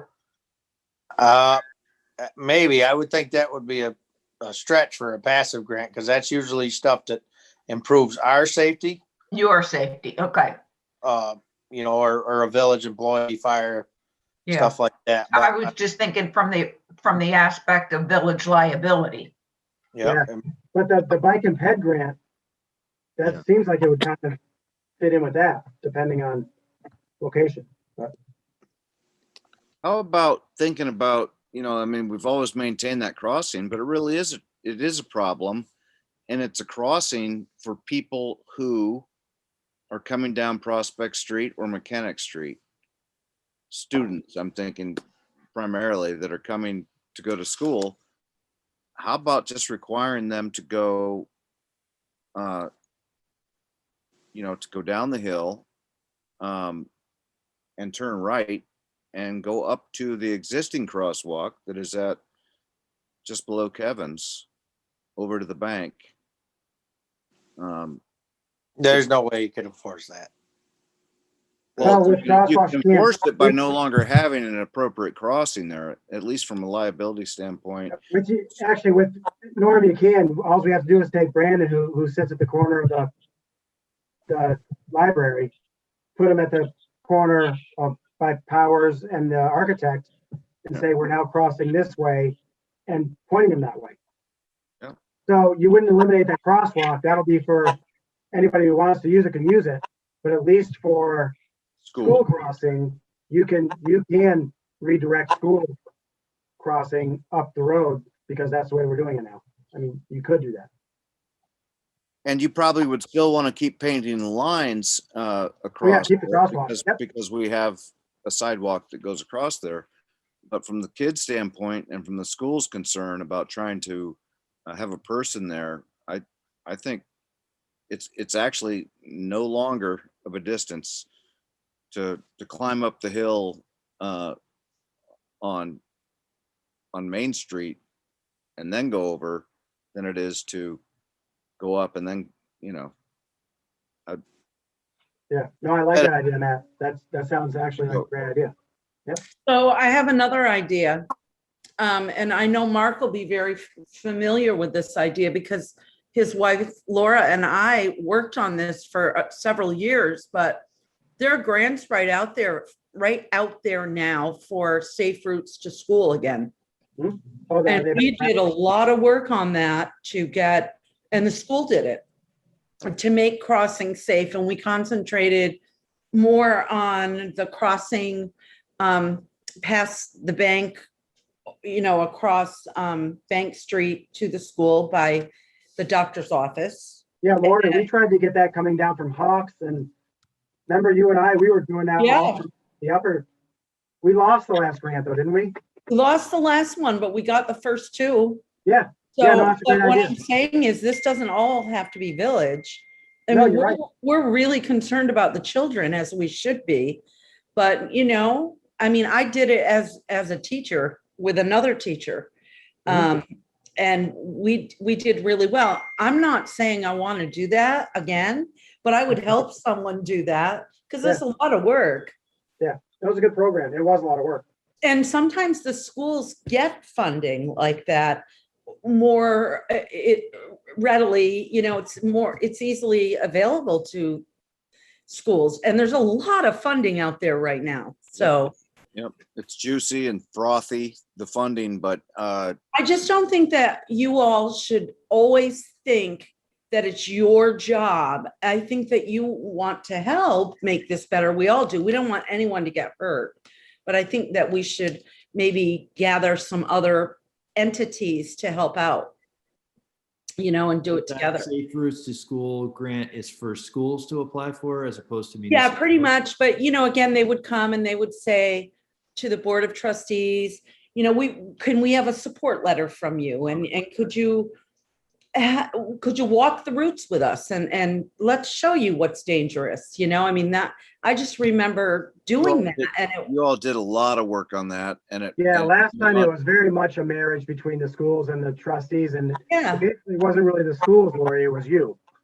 yeah, Yeah, you're right. It was me. School thing. It was kind of you and It was myself. you and your wife.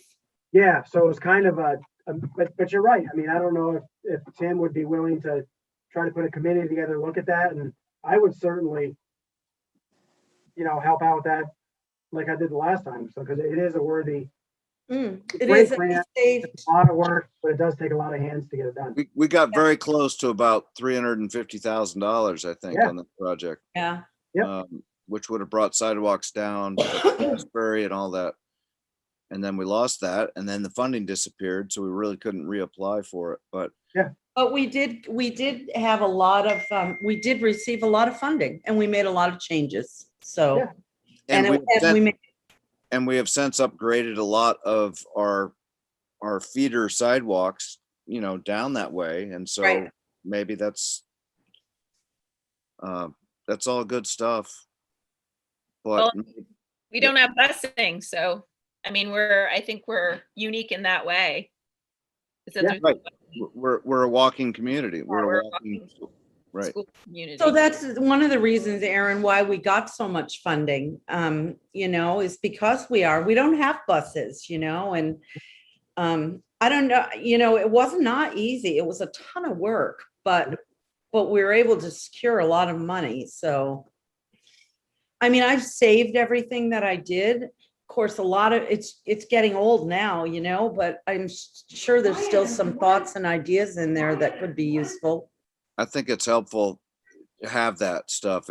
If we are going to embark on that project again, having all that, that 10 years ago or whatever it was, 8, I don't know. Yeah. It was right around 10. That we're coming back for it because we still are very serious about it. I think it could make a big difference. Okay, great. That sounds good. If we could, I think I'm good as far as Norm goes. I'd like to have a short discussion on ordinances, and I don't know if that necessarily requires him. You can stay on if you want, but is it all right if Norm takes off at this point?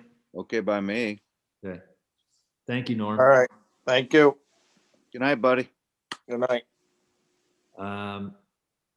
So there was a question that came to the trustees about enforcement of our ordinances. And so I think we have an obligation to make sure that we know what our ordinances are and that they actually, and that if we do have them, that we enforce them, especially when somebody asks for enforcement. Some ordinances are police matters, but I think that we have a sort of a simultaneous jurisdiction or an alternative jurisdiction in some cases, so that we, or in some matters, like for instance, the Bennington will enforce like certain health and safety issues, but if we deem a property to be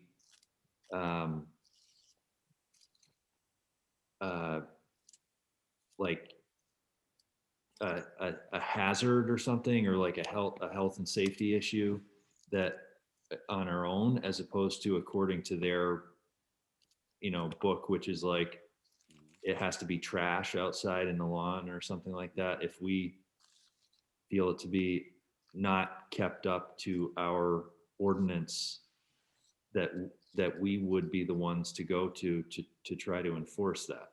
The way that most ordinances are written is that, of course, you just, you make a finding and then you issue a fine.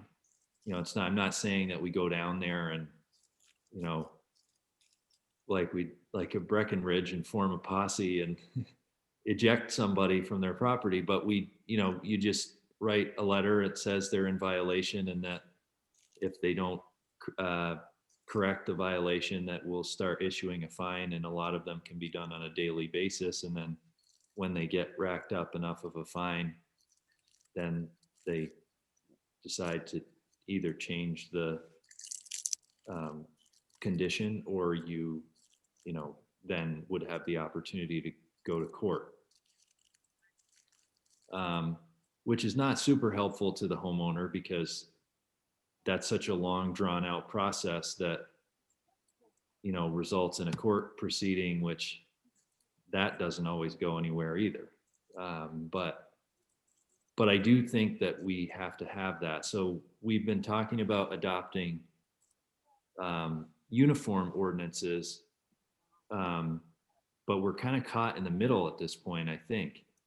Tara, is there any update on what the status is there?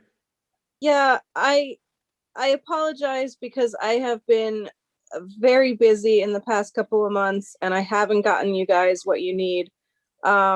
I did look up the noise ordinance that the gentleman was looking for Bennington, that was on the emails we were discussing.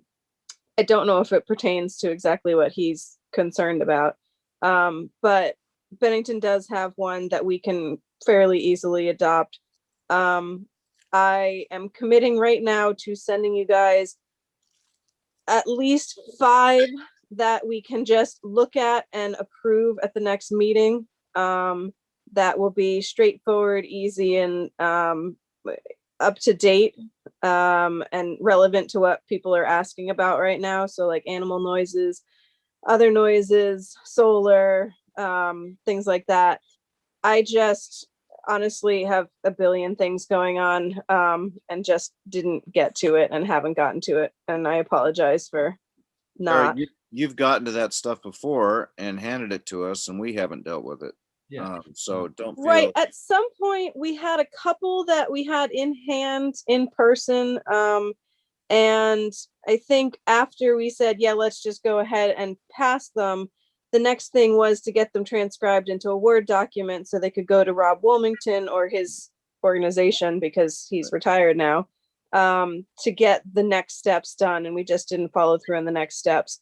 So, the solar one we had talked about in the past. But I think now that Alana has transcribed them to at least a Google Doc, we can take some of the easy ones and get them pushed through. And then we have to have him, the lawyer. I don't know who our lawyer is anymore now. it's the firm. It's the firm. Okay. Yeah. So we send it to them. They legal it up and make it very official. And then they'll send it to us to adopt formally, where we sign it and bring it into the fold. I think that's all the steps that are required, but Well, my question actually is the next step after that, which is because we have done that in the past. I know, there are ordinances that exist. They're either filed upstairs or, around different places. They might be with Town of Bennington. I don't know, but what's the process after we've adopted them though? Are we keeping a record of that here? Yes. And So, We always have. yeah, so the idea, and so Tara, just to follow up on yours, this is not a issue with what you're doing and what we're going forward. This is an issue we've been dealing with, Lloyd, for how many years? We just can't put our hands on who's got our ordinances in file. So Tara, this isn't about the new ordinances. We have a noise ordinance. We have a sign that says we have a noise ordinance. We just don't know where the heck it is. So this isn't on you for what we're trying to move forward on. This is the past. I think we talked about Bob Howe having it at one point. Well, and then Rob McWaters had all of Waters that. had. So we have all these different pockets of things. We just can't put our hands on them. And we've been talking about this, I think, since I've been on the board, Forever. quite honestly. okay, well, And- I'm gonna try and make it happen, because that's what Bill handed to me when he stepped down. And it's time, And that's time great, for us yeah, to move because that is the forward. next step, and that will get us where we need to be. Is What- digging ourselves out of where we are, which is It will be the third or fourth time that we have universally adopted the ordinances that we already adopted, such that it is on the record. And then those documents have been given to Bennington, at least in Tim Corcoran's era, and they disappear. And that's frustrating. But- We Go ahead. I have all of Rob McWater's Macintosh created CDs from 2001 that are unreadable, and they were from the get-go in my computer, which is also a Mac. But John pointed out, well, you can kind of forensically, at least get some text out of them and whatever. They're not going to be legal documents at this point. And he had 10 to 20 drafts of all the stuff that he did his work on, and finding the document that was considered signed on this date And of course, they were not electronically signed at that time, so that the signed document exists elsewhere. I think there are such documents up in the archives at the train station. But I also think, yeah, as John pointed out, we have a sign that says we have a noise ordinance. I remember going over and over with that when we've tried to rethink it and found that it was really a virtually impossible ordinance to adopt based, it was about the jack brakes or the mufflers or the coming down Main Street. And we realized this is not an enforceable thing. Right, And and it that puts- was the issue, Matthew. It wasn't adopting the noise ordinance, Right. it's doing anything about it. Because you have to have the piece of equipment to read the, what do they Exactly. call it? Decibels. Yeah. Decibels, yep. In place when the infraction's happening. It has to happen for so long at a certain level. And yeah, I think one of the people that might be pursuing the noise ordinance would be the neighbors of Whitman's in regards to their extending their hours. And the Bennington ordinance does address the very essence of the ordinance is to maintain the tranquility and the peaceableness and people being able to sleep and whatnot. It doesn't have specifics on like a grain mill, but that they could argue that the first line in the whole thing would be anti-Whitman's starting at 4 a.m. or whatnot. So yeah, so That seems to be where I don't, John, I guess I don't want to step beyond something that should be executive, but the request that we had, that formal request for our ordinances, was that related to? What was that related to? Well, I mean, the individual that asked is not here in a public meeting, so I don't want to, Yeah. I don't want to name somebody, or out somebody as, but I think that for me, it's just raising an issue of, what is our policy as far as adoption of ordinances, and are we living up to our responsibilities there? So, well, honestly, it really doesn't matter where it originated from. If we have a policy and somebody has to see it, we ought to be able to produce it. exactly. Because us producing it doesn't take a side on either side. It's just. But you it have a also, noise ordinance, yes. Can you It show me also- what it is? it also doesn't address the issue of how we are actively enforcing them, because a law that is not enforced is a law that can be ignored Right. in the courts, and we don't have an enforcement arm really when it comes to, as Tara was saying, to noise. Well, we do as long as it's produced to the beat, because that was the biggest sticking issue before. If Bennington Police Department has a copy of our ordinance, which is why I actually went there in person and put it in the hands of the chief of police in person, was that they couldn't say that we don't have your ordinance, we can't enforce it. So we do have a mechanism. It's now, does our mechanism have the willingness to enforce it? On a couple of occasions, Mark, and I know you did this, and I know Jamie Johnson did the same thing. He brought ordinances over and handing them in. But pre-COVID, when the high school was having their proms at Park McCullough, they came to the trustees and said, we know this is your ordinance. So they had a copy of our ordinance. And they said, but we're asking you to extend the 11 o'clock noise ordinance to 12 for our prom. So they went and got that ordinance from the police department, brought it to our trustees meeting, and requested an extension on that for their one night prom. That happened multiple times in a row. Yeah. So yes, you did hand in the ordinances. So the fact that all of a sudden some of them aren't there anymore mystifying. I have no idea why. And one of them is that one. I think they probably do have it. If they were asking, I think the problem was when they were asking John might not have known that we had that already at the police department. Is that accurate, John? Or? I haven't contacted the police department to try and get ordinances. I directed them to the town office because I thought that somebody there had a copy. No, they would never, we've never given them, they wouldn't have anything to do with that. And really, it's only the police department, but there are paper copies of the ordinances upstairs. And they were all organized at one point, but. Well, I But think we're that- about to have a website, and when that website goes live, we can put our ordinances on it. The town of Bennington, all you have to do is Google Town of Bennington ordinances, and they're all right there.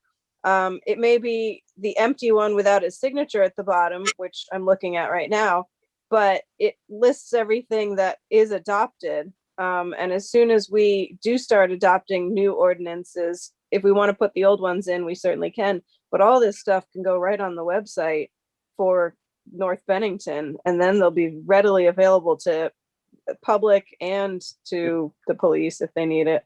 If we can find them. So that's the Well, thing that I yeah, would I think think in the that record that Lori might have those deep in some minutes somewhere.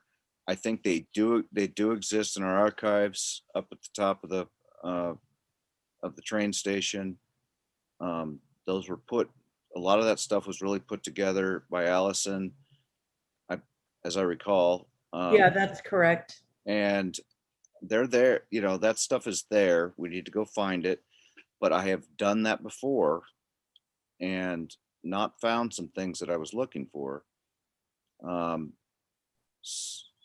So I think Well, that's the next step. I think that we need to clarify what our role is there, because just posting them on the website is not, I don't think that's in accordance with our requirements under the open meeting law, that we need to be the custodians of those records regardless of whether they're posted on the website or not. They can go wherever they need to go, but they can also be public domain so that people can find them online. So if they have to go to the police, if they have to go to, the state barracks, wherever they have to go, we Yeah, can do and that, Happens fast and then they disappear. which is why Well, my having them understanding- online. Yeah, and my understanding of the public records is they request that, and then you have a certain amount of time to produce it. So if it's on the Exactly. website, you're right that we should, so if somebody requests it from us, we can refer them to the website, and then if they need something further than that, you give us a certain amount of days and we'll produce a copy for you. Yeah. I believe that's the way that, am I right on that? No, that's. They can't just correct. say, they can't just say we want it, they request it. We have a certain amount of days to comply with the request. And if there's any cost to producing it, they cover the cost to produce the copy. If you look in your, or the book, the financial book that Yeah, I made, the little gray binder, there is a section in there and it talks about, it's all about the requesting documents, who does it, how it's done, the mechanism by which people need to do it, and the times that the records will be turned around. yeah, that's the only reason I had it in my mind was, It's already in there. as scary as it is, I actually read that book, Mary. And until we have those ducks in a row, they're not enforceable laws for the village. And the police department will continue to say, we don't recognize this because we don't have a copy. And yes, Tara. Not for nothing, but with Alana graduating, because she's a senior, I've got 3 college kids that are staying for the summer here. And it's possible that we could employ one, the same amount of hours that Alana was doing, to go up to the depot and start organizing all that stuff or scanning it as needed so that we can submit a big organized thing to the BPD or put it online if the website's ready to go. One of them is tech savvy and is designing a website for myself.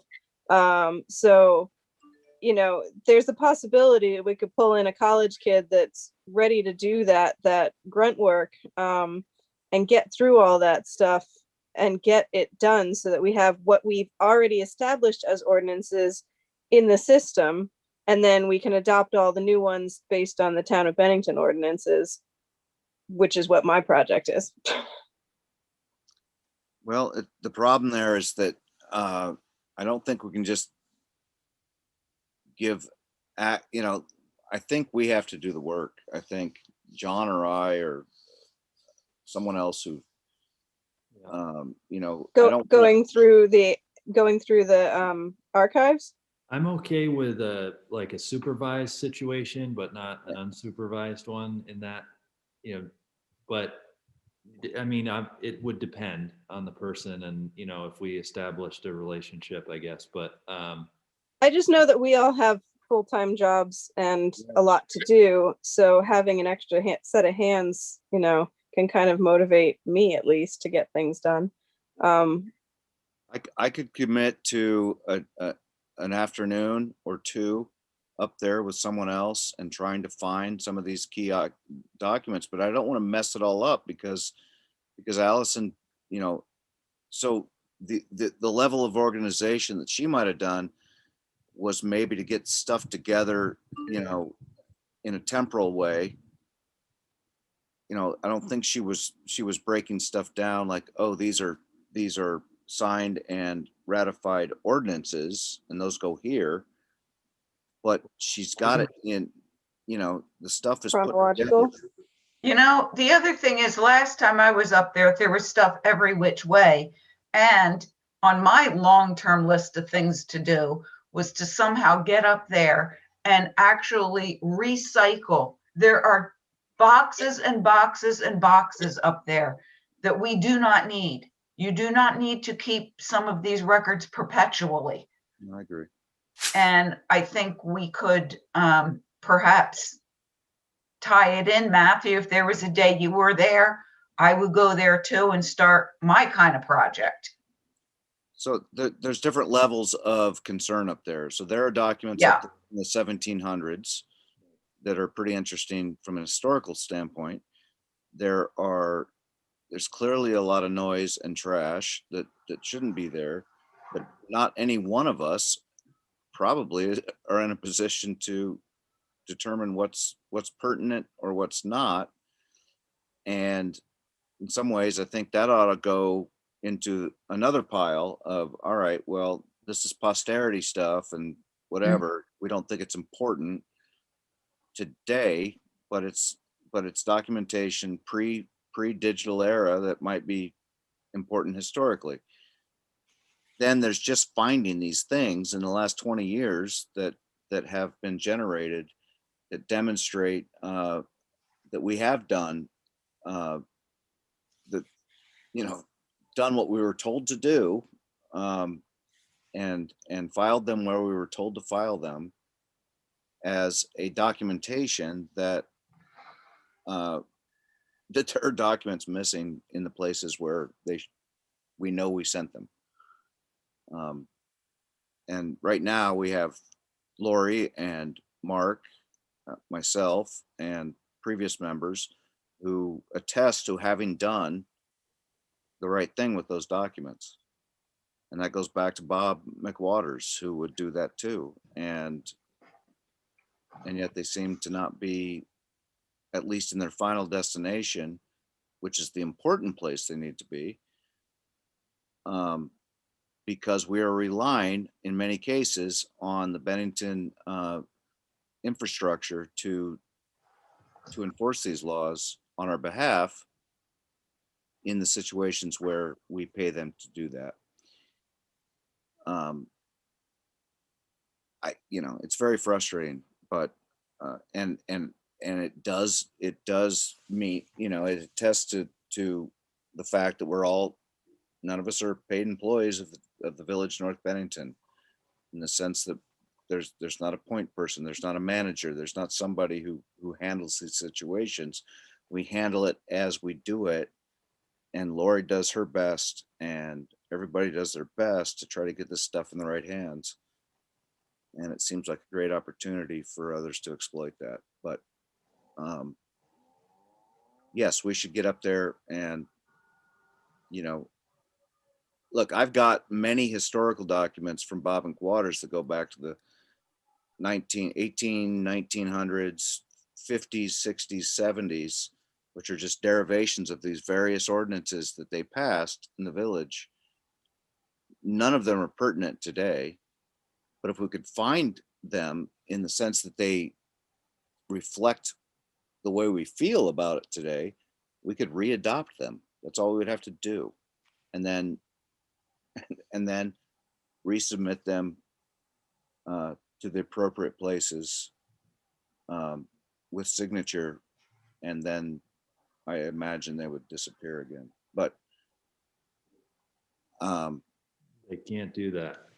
But the more they get disseminated, the more they're going to be available. So online, in Yes, I paper, agree. in the, depot, the more we get them out there, the more we can say, look, they're out there, they're right here online, and you had a copy and we have a copy and here's our copy. We can do this.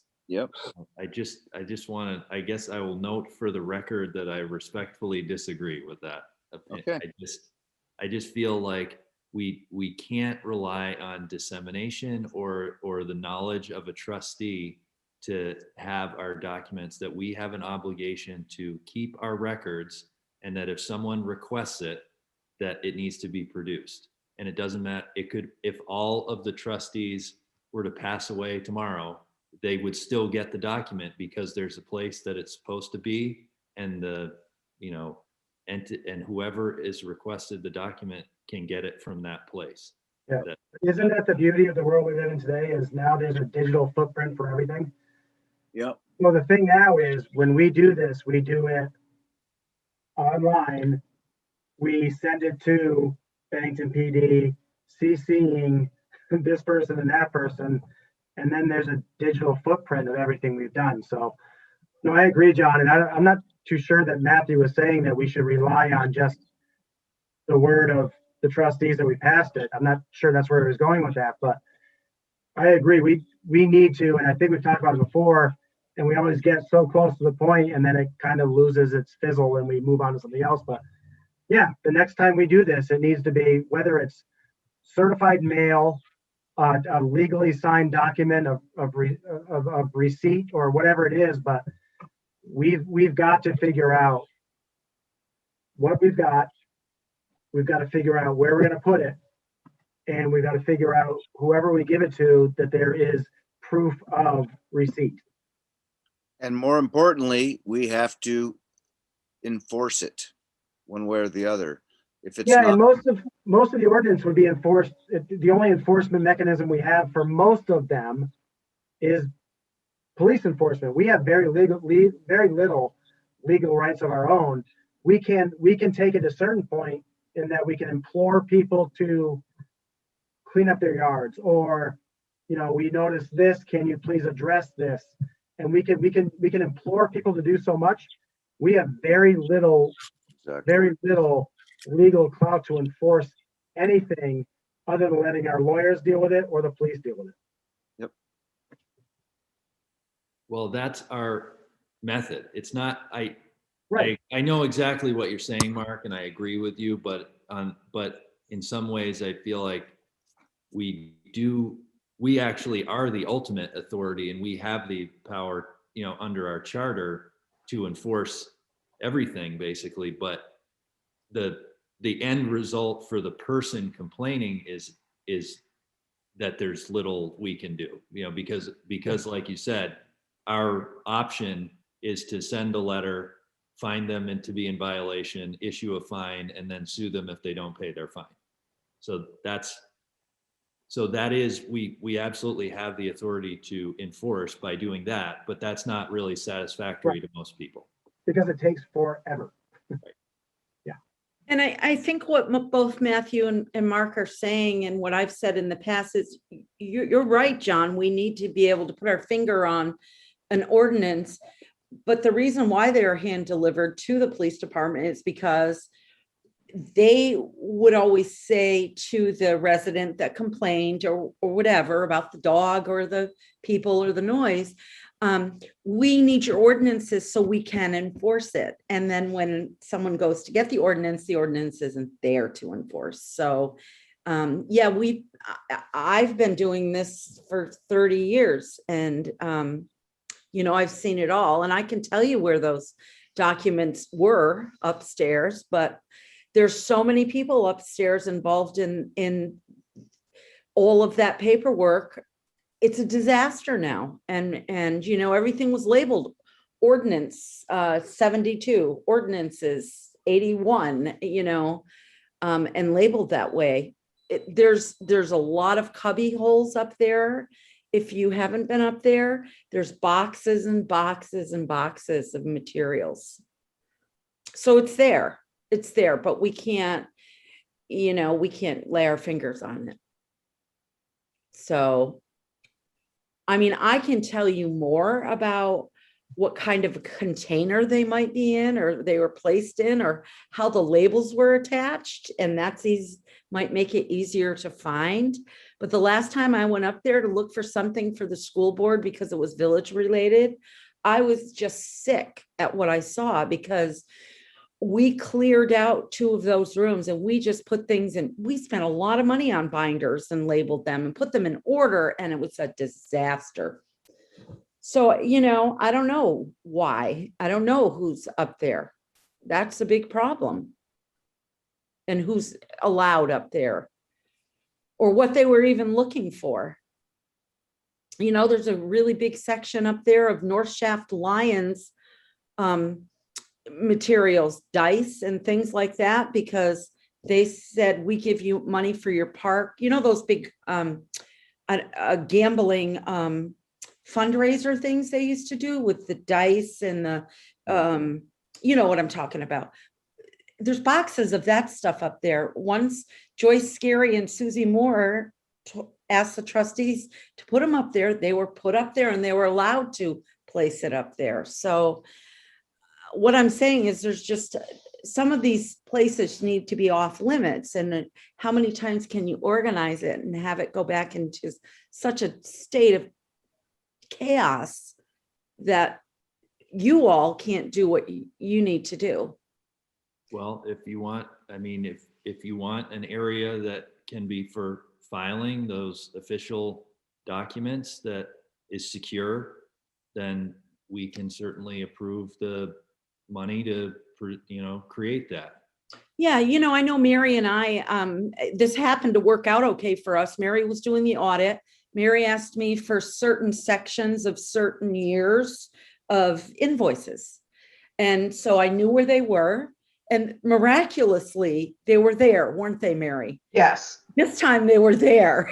And she was able to give those to the auditors. And so I did my part. I labeled it. Mary was able to find it, and that worked out okay. But we're going back several years now when we're talking about ordinances. And so it's just all that more difficult. But we had talked at some point of perhaps a work study student or something like that, and I think it's a good idea, because not one of us are going to be able to, we have to start throwing away. There's old checks up there that are 50 years old. You don't have to say. Yeah.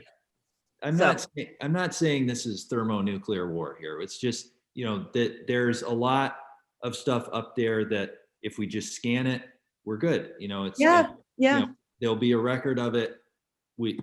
That's easily accessible by PDF. We can put stuff, you can just Sure. label it in a computer file that says the year, and then it can either just be warehoused at that point, or we could shred it if it's, more recent, that's not really historical or something like that. But, and as far as the ordinances, we may be sort of in search of a solution to a problem that's about to be resolved, because once you adopt a new set of ordinances, then the old ones don't really Right. matter anymore.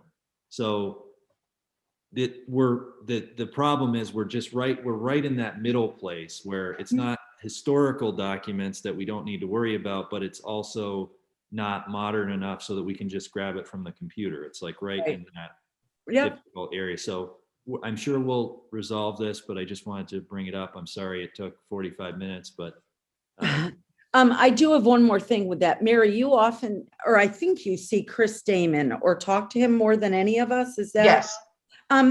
does Chris have in the files in that particular room he uses? He should have ordinances because, there's a lot of things that he's doing, like he's talking about junk cars in somebody's yard, and that's an ordinance. Does he perhaps have some files in there? There's a lot of filing cabinets in there. I can ask him. I know he spent a lot of work, a lot of time filing things that were just piled and piled up. Because a lot was at Dan Taub's house, and Yes. Dan Taub had all the ordinances. So that's just another thought of something that might be. I never thought of that, but I actually have something to give to Chris, so I will ask him. I'll make a note of that right now. Okay, I don't know if he has a copy or not, but I think that Chris's general position is that he does not deal with ordinances because that's a trustee issue. yeah, well, Dan Taub Dan was on a lot of different boards, and so he did deal with a lot of that. And had copies to refer to the trustees when needed. So just a thought that paperwork might be accessible from that room. Okay. Any other items for the good of the order here? I hate to say it, but, oh, go ahead, Laura, you go first. Well, Mark, I would just like you, I'm asking you, Mark, you're strong. I look at who's the strongest one in the group. I look at Mark. Mark, sorry, guys.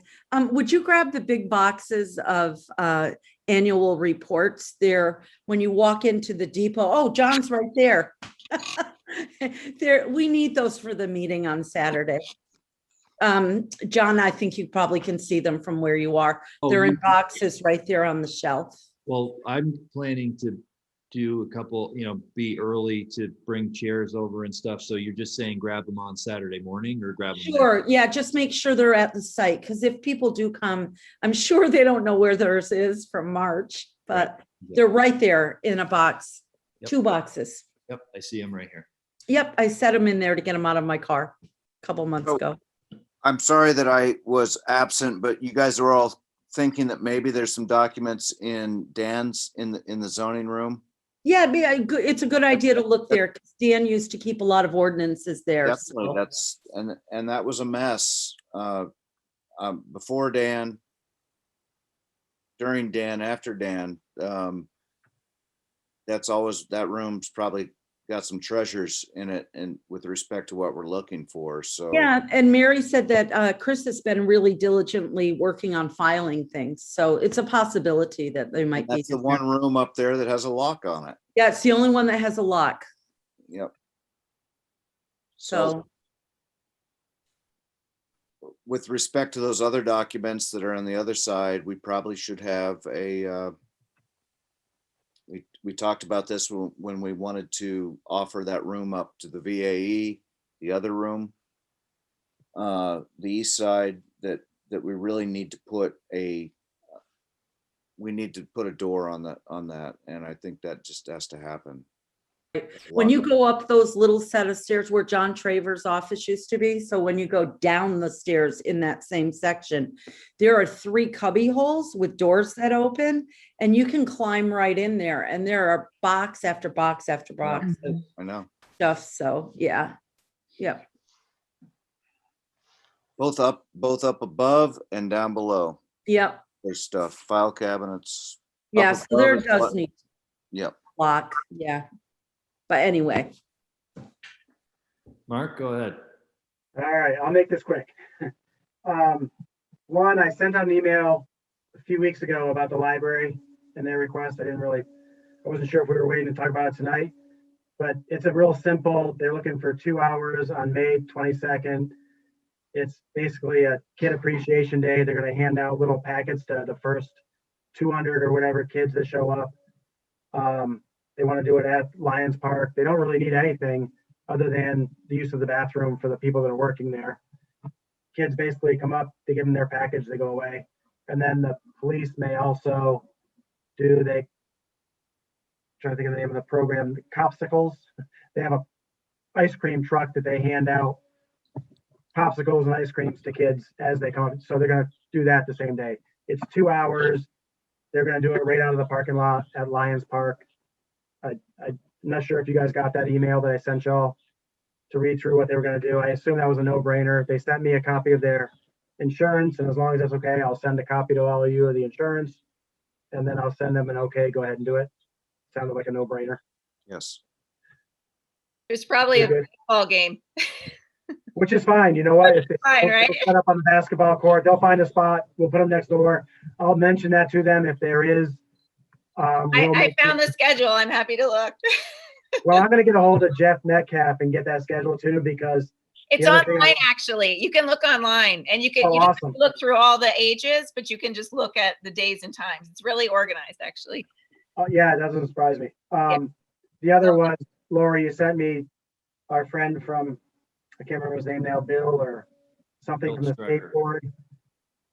So Yeah, that's a lot more than I thought he was talking about when he first came to us. it's a lot of dates.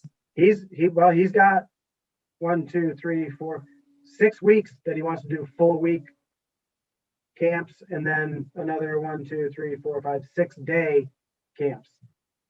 So it Where's is a that? lot. Where's This that? is he came. This is the guy that has the skateboard Oh, store right. in Manchester. Yep. I was thinking he was looking to do maybe a 1 or 2 week camp, and then maybe a Couple day here or there. But he wants it's a lot. So if we're okay with that, I mean, I don't really have much of a problem with it, I guess, because he's not asking for exclusive use. I mean, he could go in there and use it and do his thing, and other people can use it. He does other things besides just skate. They're going to go to the swim and do other things. So I guess initially I don't really have a problem with it, but it's a lot. I think, Mark, you really have to think about, you can't tell me it's not for profit. No, and he was honest with that. He said he does make money from it. He said it's not significant. He does offer. So I guess the next step would be to ask him, what do you charge? What do you make from it? And if it's significant, then yeah, we're going to ask you to contribute if you're going to use it in that way. But Because I don't think you just told Bob Hoare that he couldn't.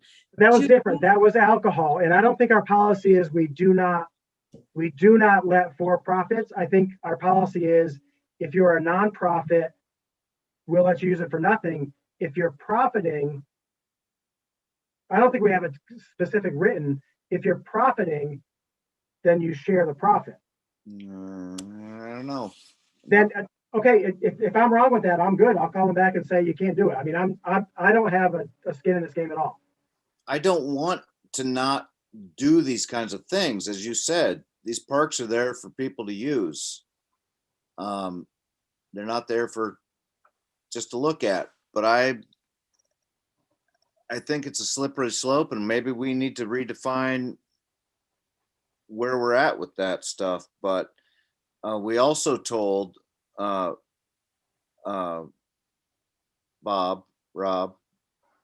Wow. the other guy, Yep. that vendors couldn't be there, regardless of whether they were selling alcohol or not. So Like I said, fair enough. But to be fair to this guy, if we need to make a decision right now, whether we're going to say, Right. sorry, we misunderstood your intent here, and we've got to revisit, and we're not in a position right now to say, yes, you can do that. And Because- remember, Aaron asked him if he would provide some free scholarships to some area, to some North Bennington residents, and he said absolutely. So if it's something that would benefit a North Bennington person, or they go for free, or something like that, then that might, I don't know if that's a different matter. Yeah, but I think to be fair, it is right. It's kind of, we don't want gray. We don't want to be picking and choosing. So I think it really is. I think you're right. It's an all or nothing. But if we decide it's nothing, then I've got to get back to this guy and say nothing. And moving forward, it's nothing moving forward. Well, Or- you know, Mark, another point is, Tom Fells used to do the cello concert on New Year's Eve at the Depot every year. And because he needed to make money but couldn't charge, there was a donation box there.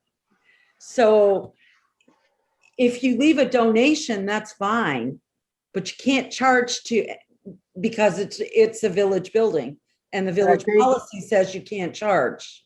But I think that was our way of making it okay in our minds more than anything else, because we knew he was making money doing that. But I And think because we it- have a policy. That's my point.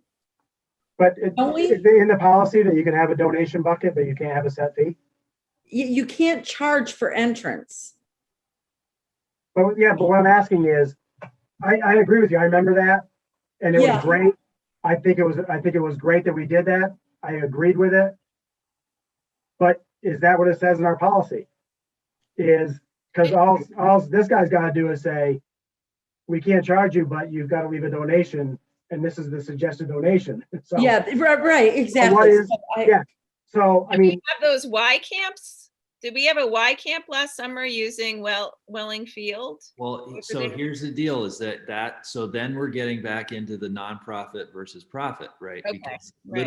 Little League is the same way. There's a Right. registration, you pay to do Little League, but Right. it's a And- nonprofit. Nonprofit. and is VAE a nonprofit? Yes, Yes. It is. fully, yep. Yep. So And they that's, don't, yeah. so, So I think so that, as a nonprofit, they didn't charge any students, anybody to attend their anything yeah, they they ran charge, at the, just like Little League charges. Little League is a nonprofit and they charge. okay, so Yeah, it just, there's no profit. You charge for a camp, but there's no profit. gotcha. So what we've got to ask this guy is, so he's got to be registered as a nonprofit. That he can't just say, I don't make much money. He, That he probably is- could create a camp that's different from his business, that his camps are nonprofit or something like that. But what might shortcut this thing is, Mark, if you know anybody or would be willing to reach out to the Manchester skate park, because he said he's done the camps there already. What is it in their policy that allows him to do it there? And can we, The why? difference there is that's not, Not a, that I don't believe is a public park. That is owned by Appleman. yeah. He is 100% a Not for-profit dude. for profit. Okay, so he just. That's not owned by Manchester. Wait a He minute, you mean the park? You mean the Apple? Applejack or, yeah. Used to be Dana Memorial. It's Yeah. now Applejack Park. That is, Yes, but well, I don't know. I'm wondering if he didn't, to his own benefit, make that Manchester property. It was named after him because of the donations, but it could be I talking about would the whole on Route almost 30. guarantee, because I've been to that field, the amount of money, and I know Manchester has money, but the guy who does just the soccer field there was taken from one of like the most premier golf courses in the country to All right. deal with just that soccer field. He makes a lot of money. He rents it out to colleges to play on that. Anyway, we're getting Yeah. the weeds now. I can't speak to anything truthfully, just it's my feeling, but Well, well, it doesn't matter what they have anyway. It's what we have in ours. it might be worth knowing exactly that relationship and how they were able to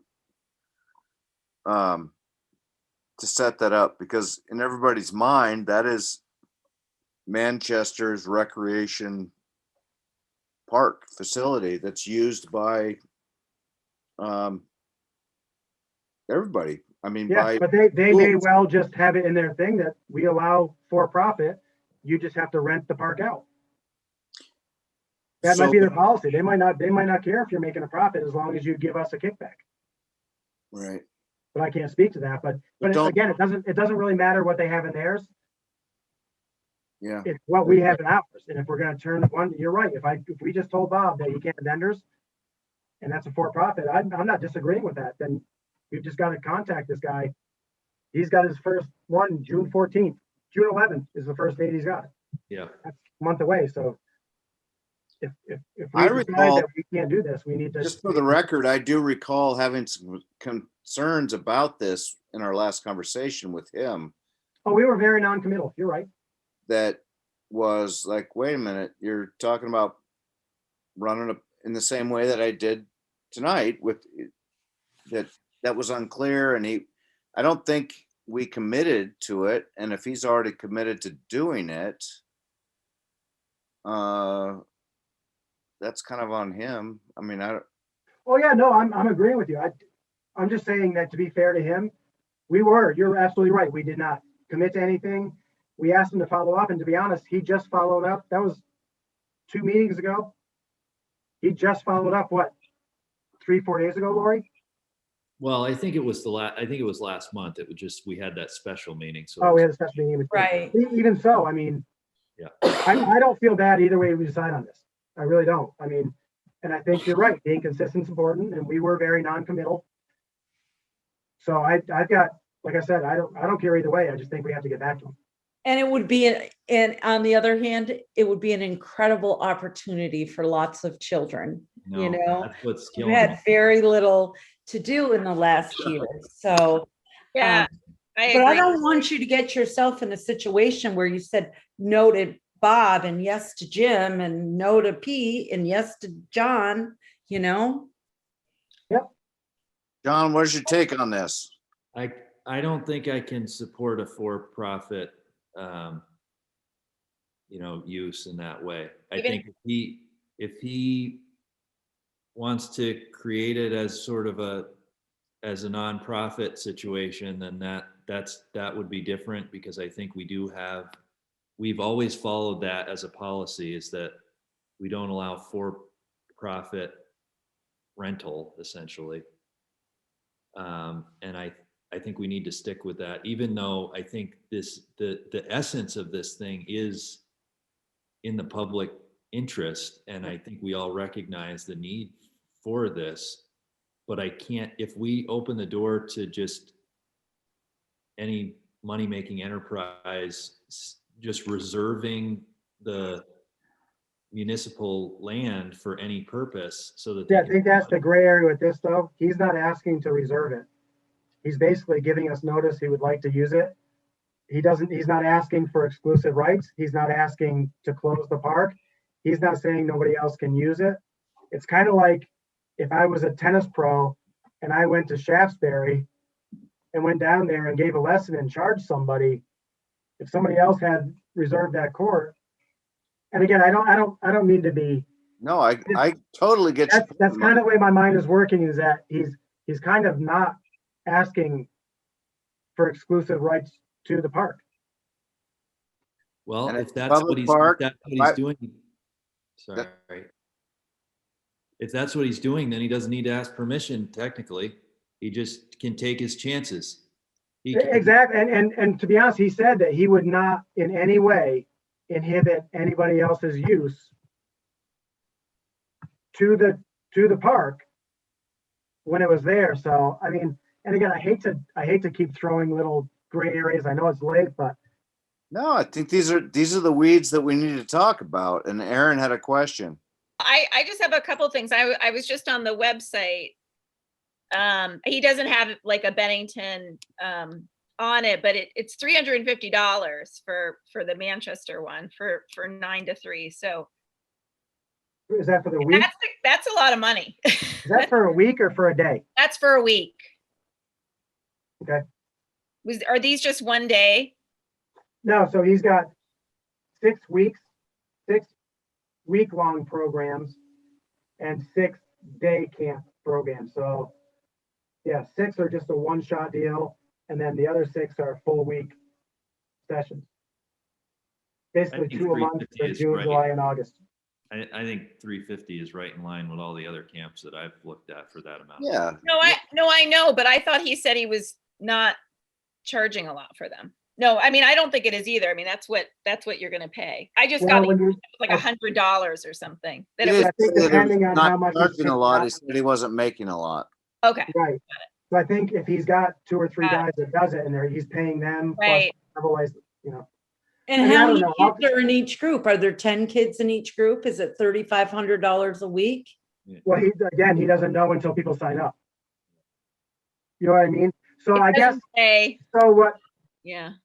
off the cuff, if I got back to him and said, we can't sanction you. We are not going to give you exclusive rights. The park is going to be open. You're going to use it at your own. You say he travels with insurance. That's one option. The other option is we just say no. So if I want to know how this plays out, you know, because that park's used a lot by local people who just are wanting to skate, right? Do whatever they It's do. very well used. Yep. It's all mysterious to me what they do, but there's a lot of people there.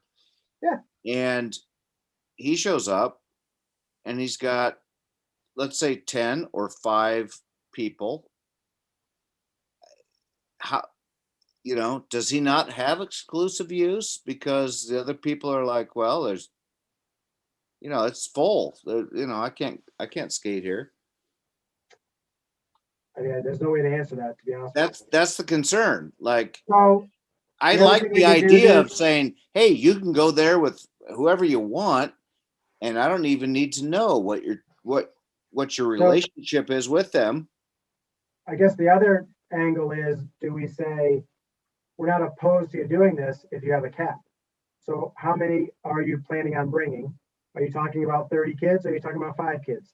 If he's talking about 5 kids, 5 kids is 5 kids. If he's talking about the potential for 30, I don't think, yeah, I think you're right. That could intimidate a lot of other people from using it. Or somebody has to come in there and say, wait a minute,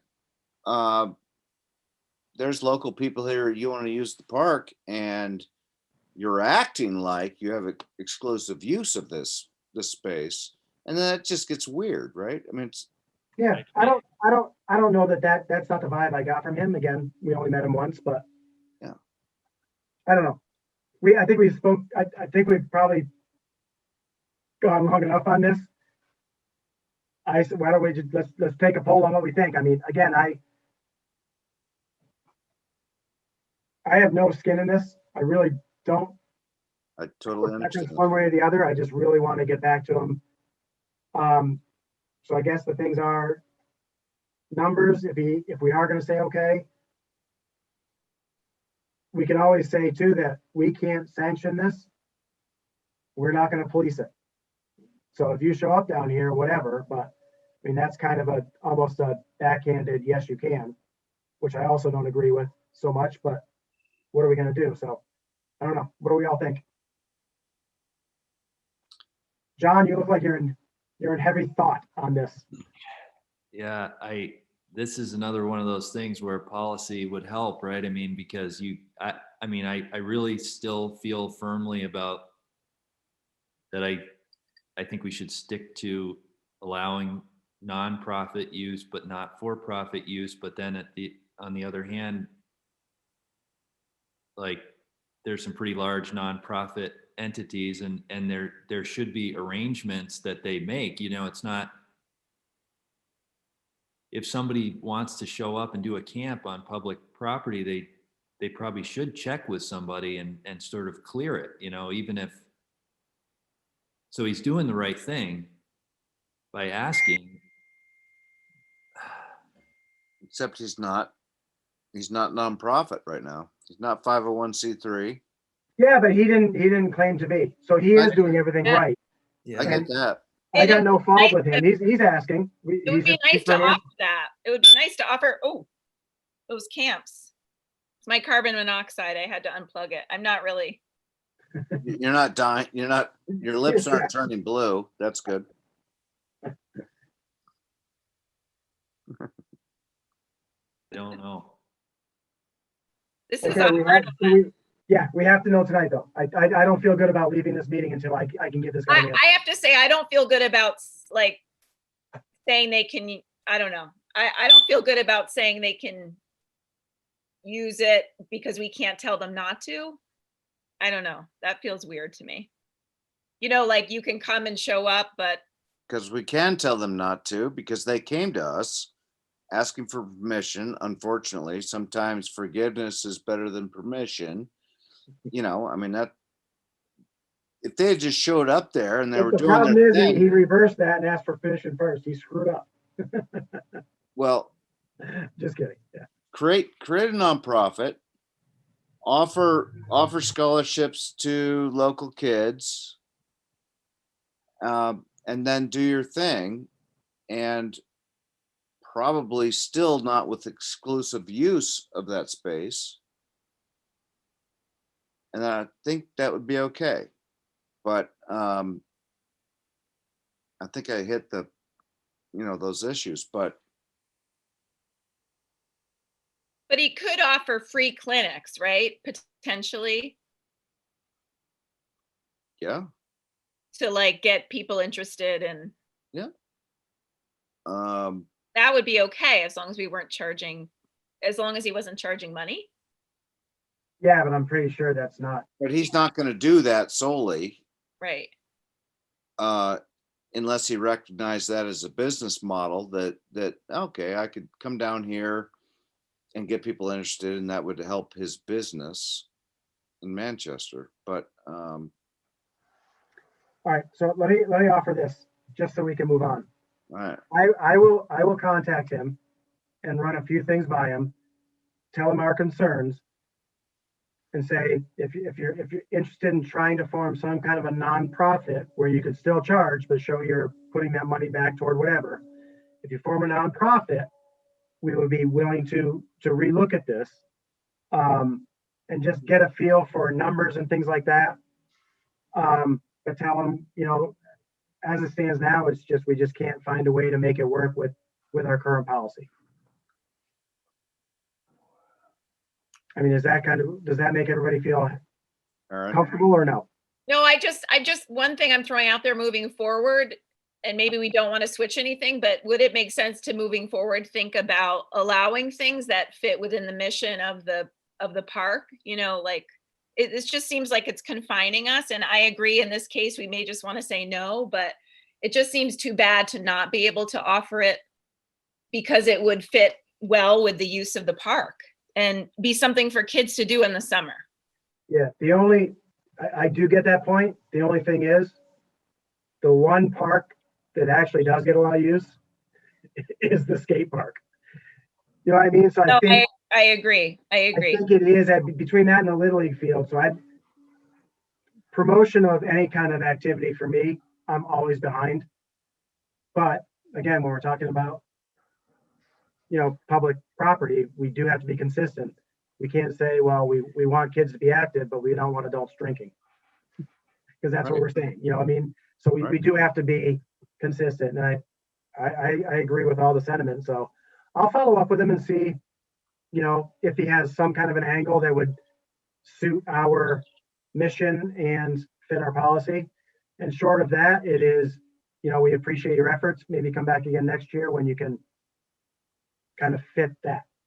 And if there is any movement for this year, I'll shoot something right back to you all, and we'll see if we can't take care of it.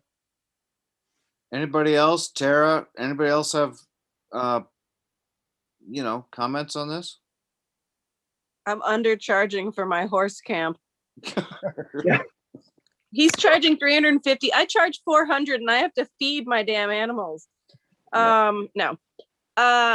I feel like, and we've kind of touched on this already. If I saw a herd of people on the equipment and they were being guided by adults, I would feel intimidated away from participating, and I know there's space out there and it depends on how many he has, but it does, he doesn't exclude anyone from using the space, but the existence of it, it's like if someone's playing a ball game on the ball field, you're not going to step up to the plate and start whacking balls. So there is some okay. Of course you would. There is some deterrence by him existing there, that takes it away from the community. And I guess it depends on how many hours of every day he's there and how often he's there. 6 weeks, again, that's how long I'm running my camp. That's an insane amount.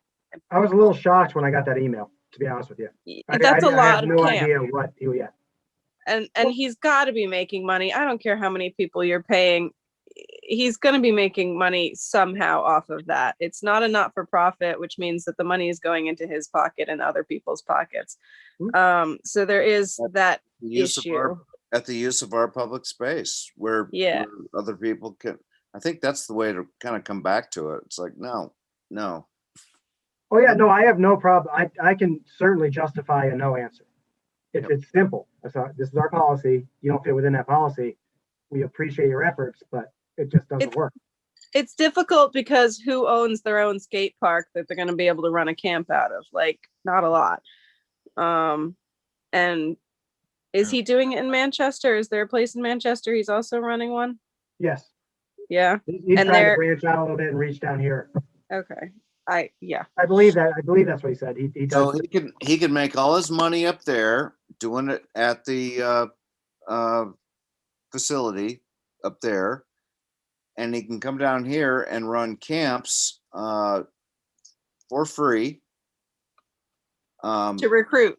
To recruit, to get young kids interested. And then if he wants to come down here because those kids can't travel up there and wants to create a nonprofit and use our facilities that are on public property, then we can talk about the way he can do a camp down here. No, I'm good with all that. So I'll reach back out to him. There was just one I other. think it's a little simple. I mean, we don't need to write the guy's business plan for him. I think Well, that's a good point too. we need to Oh, yeah, just, no, I'll be brief. policy is it's nonprofits. You know, if you want to try and go that route, that's up to you. But, you know, we can't police what is a good profit versus a bad profit organization. So, No, agreed. John, the only reason that I would be interested in making those other suggestions is because suggesting that might lead to his thinking that that it would be a good thing down here, which would be good for kids down here. Yeah. But It would give You're him an avenue to proceed that isn't like just stay away. right. Yep. Right. We'd love to have you down here, but this isn't going to work the way you're proposing it. And that's easy. We always revert back to the policies we can't find. And the last one was. Mark, excuse me, that's not true. We have a policy manual and I know where mine is. I'm just kidding. That was a All joke. right. It wasn't a bad joke. It was more toward the Right. ordinance. And the last thing is just, I do have the final dates, the wiffle ball club that's using Welling Field. They seem like a really good group. They went up and cleaned a bunch of the area around up there. They mowed all the area they're going to use. So I have those, the dates they want to reserve for theirs, which we already talked about. And I do know we're trying to set up a Google Doc, I believe, schedule. Is that right, Lori? Yeah, We'll all actually, use- Alana and I have been in touch quite a bit and there are things on that already. So, Awesome. Can you do me a favor? sure. Can you include me in that so that I can see what's Sure. open? So you can tell me. And what I'm going to do is I will send you everything that I've got so far. That's So it's the great. And pickleball then dates, and the only other thing is the library using the that's Lions perfect. Park. And we could probably put the Little League. I'll get the Little League schedule. We'll Why put don't that on you- there just so people that are looking for that know that when there are things happening there. Right, because VAE has asked for certain Yep. things, and so Alana and I have a pretty good thing going right now, so with the Awesome. calendar. So if you send me with, if you send it to me with her email too, and then I Yep. can reply all, that way I've got the two of you, we can all stay in the same loop. Because I Yep. do know that the library was also looking for another date, I think in August or something, Okay, with a similar thing that they haven't confirmed yet. Matthew, I would have just one request that if you guys put together a Google Doc calendar or whatever of all of this stuff, share it with all of us. Yeah. Because okay. people ask us, hey, all it means is adding that little email address or whatever. I know how to do it, yeah. You do? Okay. Matt doesn't know how to check it, but you can put it. Hell with you. I have issues with that with the new email address. Some of my devices are yet to recognize it, but an IT No, consultant. it's it's a important. good If someone idea, says, Matt. oh, and I can go, oh, look at this. I got the whole picture of all the various things. Yeah, yeah, well, I'm gonna make sure to send it to you, Matt. Okay. Yep, And all I'll of, ask it, and then I'll ask you for it again 2 months from now. oh, I know. But And he'll still say, go ask Mark. yes, I will, because I won't know if it's current, but at least I can say no on this date. Let's wrap it up here. Okay. John, Mark, are you still going? No, thank God I'm done. I just wanted to ask you, John, I don't know what your plans are for tables and chairs, but I do need a table for Saturday. Okay. And it doesn't have to be big. But I have to put if you want me to take minutes, I need a table. Card table. I've got a or- table. Sure. There's a portable table here and the little square one. I think we can move them over, and Sure. Yeah. if there's only gonna be 3 trustees anyway, we can probably fit there. And Perfect. That's fine. Yeah, and I'm sorry, I did have one more. I was just gonna say, if nobody else runs, I will run again. What? Since I've dumped everything else, this isn't so daunting when I have 30 things going on. This Just was, wait long enough. They'll just, but again, I know you guys have talked to people. If there's somebody willing to step up and do it, I'm okay with letting somebody else give it a go. And I John's would- like I interviewing said, them all now. I would still want to be involved in Park and Rec in some manner. So I would like to kind of continue doing that if there is another, but if there is nobody running, I certainly wouldn't step aside, and I would be willing to come That back. brings a little tear to my eye, because I'm telling you, bud, You were looking forward to getting rid of me, weren't you? no, quite the contrary. I think it's great that you would be willing to stay, because No, I've got a lot invested in this we community. need you in and so you many all. ways. Yeah, no, I do love what I do. It's just, I was kind of overwhelmed for a while, but I'm back. So if that is the case, I'd be happy to stay on. If there is somebody willing to step up, I'm happy to give somebody else a run at it too. So whatever is needed, I'm happy. Okay, thank you, Mark. Really appreciate that. yes. So no, my pleasure. All right, everybody, thank you very much. If there's no objection, we'll consider the meeting adjourned at this time. Have a good night. We might as well start the next meeting right now. We're almost time for it.